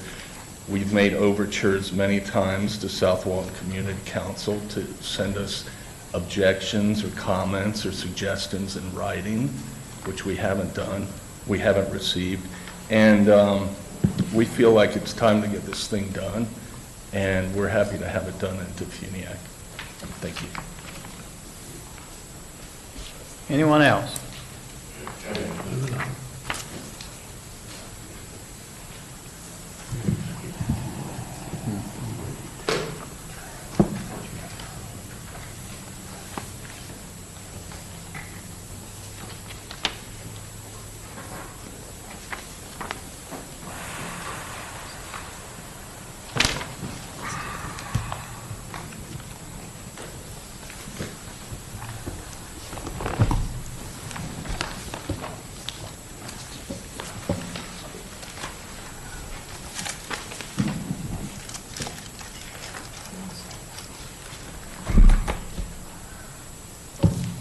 Everybody got one? Are we ready for your 3 minutes of heaven? Coy Bowman, B-O-W-M-A-N. In the early 80s, one of the hot topics of discussion was the internet and who exactly was going to be putting information onto the internet. Okay, because librarians thought it was great that real information would be on it, where UFO skeptics thought it would be great that all their fake information could be on it. So what you have here is clips from the property appraiser's website from 2016, 2018, and 2019. You'll notice up here that in 2016, this little circular space of watercolors on the north side, there was nothing north of it. If you clicked on this blue area, it said TIITF Forestry, right? Forestry that was purchased with taxpayer money by the state of Florida to stay forestry. At least that's what the lady in Tallahassee told me when I asked her about the purchasing of the forestry over here. She said that the state of Florida paid $20 million a section block in order for the forest to remain forest. So how is it that St. Joe is somehow taking public forestry and then converting it into private property? Well, what they do is he's got this program at home where he just puts a blanket over his head at night and he clicks underneath the blanket where nobody can see him, and he just cuts out property that belongs to the public, to the United States, to you and me and every single United States citizen. And he just scratches out that part that says agricultural and he writes in no AGAC, and then he hands it over to his friend called GWCF, who then chops it up and sells it to EBSCO or the county or whoever, it doesn't matter. What it is this is totally illegal, and the fact that it's on the internet is that people believe that this little dog head shape that showed up this year, oh, that's like always been there, right? But then the satellite images that the property appraiser has are all out of order. This is what you see if you click on it now. It looks like there's still trees there. But if you click on what they say was there 2 years ago, there's like nothing. But then 4 years ago, it was all thick, rich, oak tree-filled forestry. Well, it's not dark green anymore because the property appraiser has been hiding the real satellite images in the older images, but this is what's actually there, is this whole area has just been stripped clean. But if you click on it, it still says that it's public forestry. Okay, so what you have here is a huge scam going on between you, St. Joe, and the state of Florida, and it's going to stop. And as far as the foreman claim, I'll be up there in Defeniak to explain to you exactly why they won't be doing anything with this land because all of it belongs to me, and I am about to serve you, Mr. Foreman.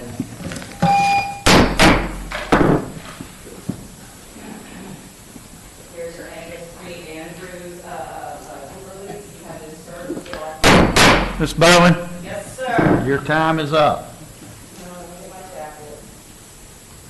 Anyone else? Seeing none?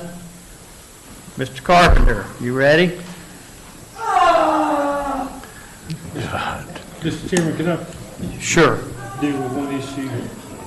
One issue before you get started, Matt. And I apologize, but I sent each of you a copy of an email a few moments ago, and you may or you may not have a chance to read it, but we just got it at 7:45 this evening from Michael Willis, who is our lobbyist. If you remember earlier, I mentioned that he had contacted us about a potential funding source.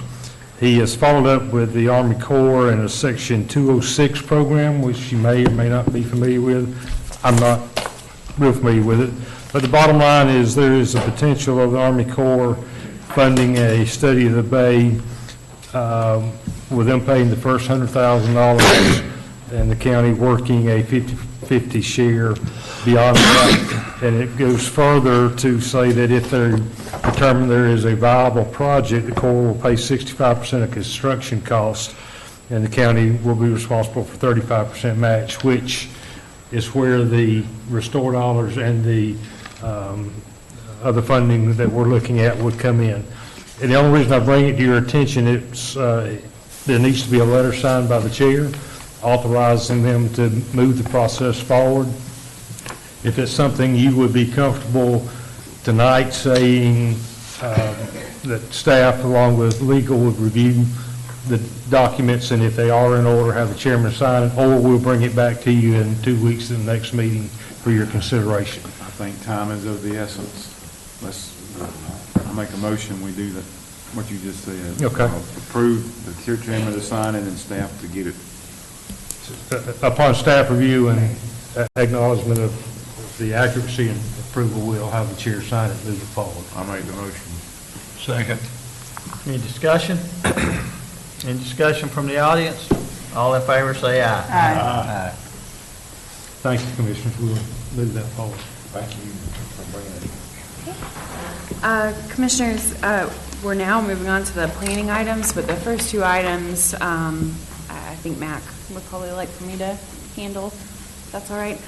So item number 33 is a request to approve the settlement agreement in the South Walton Community Council versus Walton County case. It's case number 2019-0172 GM. And as you guys will remember, this is the administrative challenge that was filed to our future land use element, which was approved in December 2018. There's 5 substantive changes to 5 different sections. Mac and Kristen worked really hard in conjunction with the South Walton Community Council to try to get to the language to where we needed it to be. So if you approve the settlement agreement, one of the conditions of the settlement agreement is then to approve the remedial plan amendment ordinance, which is the next item on the agenda. Motion to approve the settlement agreement. Second. Any discussion? Did we get a second? Yeah. Oh, okay, I'm sorry. I'm John Reichenbach, speaking on behalf of the South Walton Community Council. I want to thank Mac and your staff and the planning department, as well as the commissioners, for working with us on these changes to the comp plan. We appreciate the participation and support of Mac and his staff throughout the informal mediation process to arrive at a mutually beneficial compromise, which we think ultimately made for a better work product. Through this negotiation process, we work together to resolve our concerns and hope to continue this collaborative spirit on other issues that arise in the future. We would recommend, however, that any further changes to the comp plan or the LDC be done or be presented in meetings devoted solely to this topic, since it is a very complicated document, complicated process, and in a manner where the changes that are being made are easily tracked. It was a little bit difficult with all the different codes, different sections and whatnot to follow the process. So we would simply ask on something this complicated going forward, the process be made a little bit clearer, a little bit smoother. Thank you. Anyone else? Seeing none, all in favor say aye. Aye. All opposed say nay. Okay, Commissioners, item number 34, as we discussed, is the request to approve the remedial plan amendment ordinance, which just puts into effect those 5 sections that are referenced in the settlement agreement. Motion to approve. Second. Any discussion from the board? Any discussion from the audience? Seeing none, all in favor say aye. Aye. All opposed say nay. Thank you, and I'll turn it over to Mac and Kristen.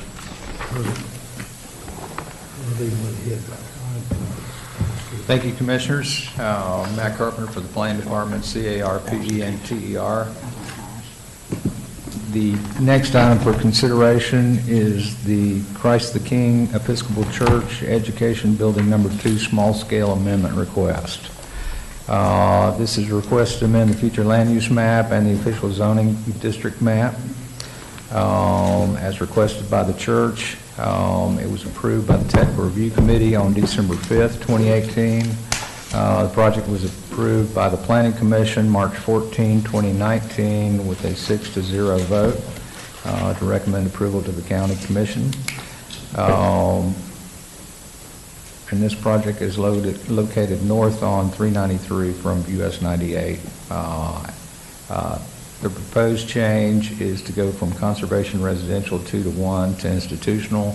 The applicant's proposing to expand the church facility and related educational facility, and the institutional land use category is needed for this proposed expansion. What's the board's wishes? Motion to approve. Second. Any discussion? Any discussion from the audience? Seeing none, all in favor say aye. Aye. All opposed say nay.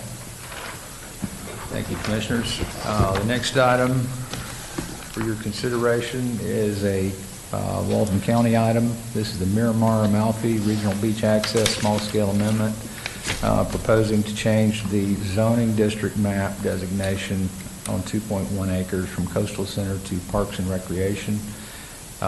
We've adopted zoning since we did the feature land use map change on this particular parcel, so we need to adopt some zoning. TRC approved this at October 3rd.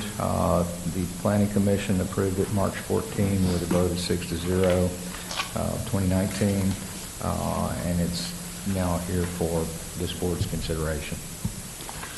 This board's wishes? Motion to approve. Second. Any discussion? All in favor say aye. Aye. Thank you, Commissioners. The next item for consideration is the Southeast Land Partners small-scale amendment. This is a proposal to change 3.57 acres from rural village to general commercial, and to change the official zoning district from rural village to general commercial. The project's located just north of the intersection of Jolly Bay Road and US 331 North on the east side of the roadway. It was, I think I told you that already. The applicant is here and may like to present their case if you have any questions for them. Okay, David, you want to come up? Okay. Motion to approve. Second. Any discussion? Any discussion from the audience? Seeing none, all in favor say aye. Aye. All opposed say nay. Thank you, Commissioners. The final two items are related, the Foreman large-scale amendment and developer agreement. And to allow county staff additional time to work with the applicant on the developer agreement, we're requesting this to be continued to April 23rd PCC meeting, which is at 9 a.m. in the Defuniak Springs Courthouse. What's the board's wishes? Motion to approve. You have a second? Second. Any discussion? I personally think it needs to be on the south end. It's a south end project. Any more discussion from the audience? Carolyn, you'll be next, okay? Melissa Ward with Dunlap and Chipman for the Foreman Family Trust. Just as a reminder that this is the developer agreement that we have processed through the system and that we are now coordinating with the county attorney. And this is not the project. This is the land use amendment that you approved. It was sent up to the state and back again. The project itself, just as a reminder, will have to come back through the planning department, the planning commission, the BCC, several public hearings that will have the opportunity for public comment for all those things. And the developer agreement changes are not huge changes. These are cleaning up the verbiage according to what we were told by the county attorney. So we're just hoping that you would agree to move this to the date that they stated in the memo. Thank you. Carolyn?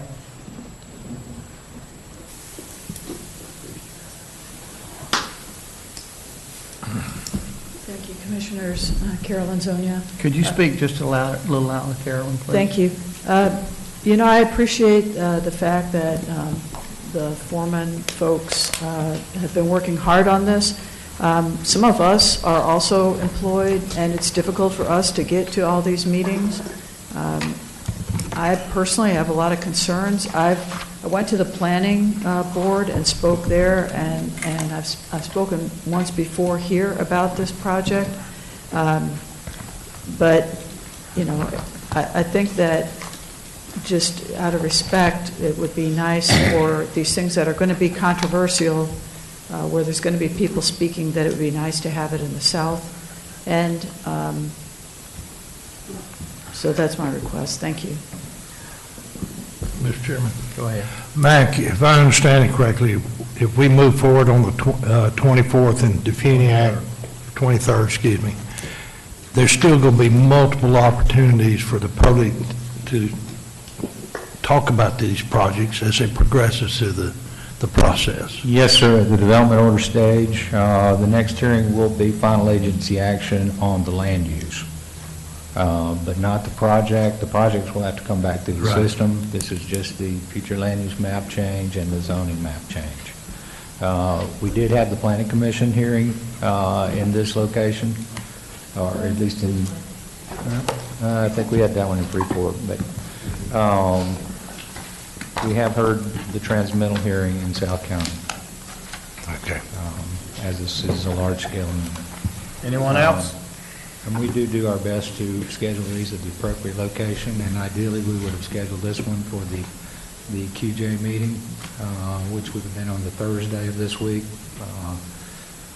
but for the scheduling conflict. So we do respect that. We do our best to make sure that South County projects are heard in South County and North County projects are heard in North County as best we can. Could you give us some North County projects? And I agree, Mac, you do. The problem, the emails I'm getting is, it was the first meeting in Freeport, and a lot of people didn't know about it because it was the first meeting in the new building in Freeport. That was the Planning Commission. Planning Commission, I'm sorry, yes, you're right. That's why I'm just concerned that it needs to be down here. It is a very big project. It is, and this approval doesn't allow them to turn one spade of dirt. Right, but this, I've got a lot of people concerned with the developer agreement, and that's what this vote, April 23rd is about. Okay, yes, ma'am. Any more?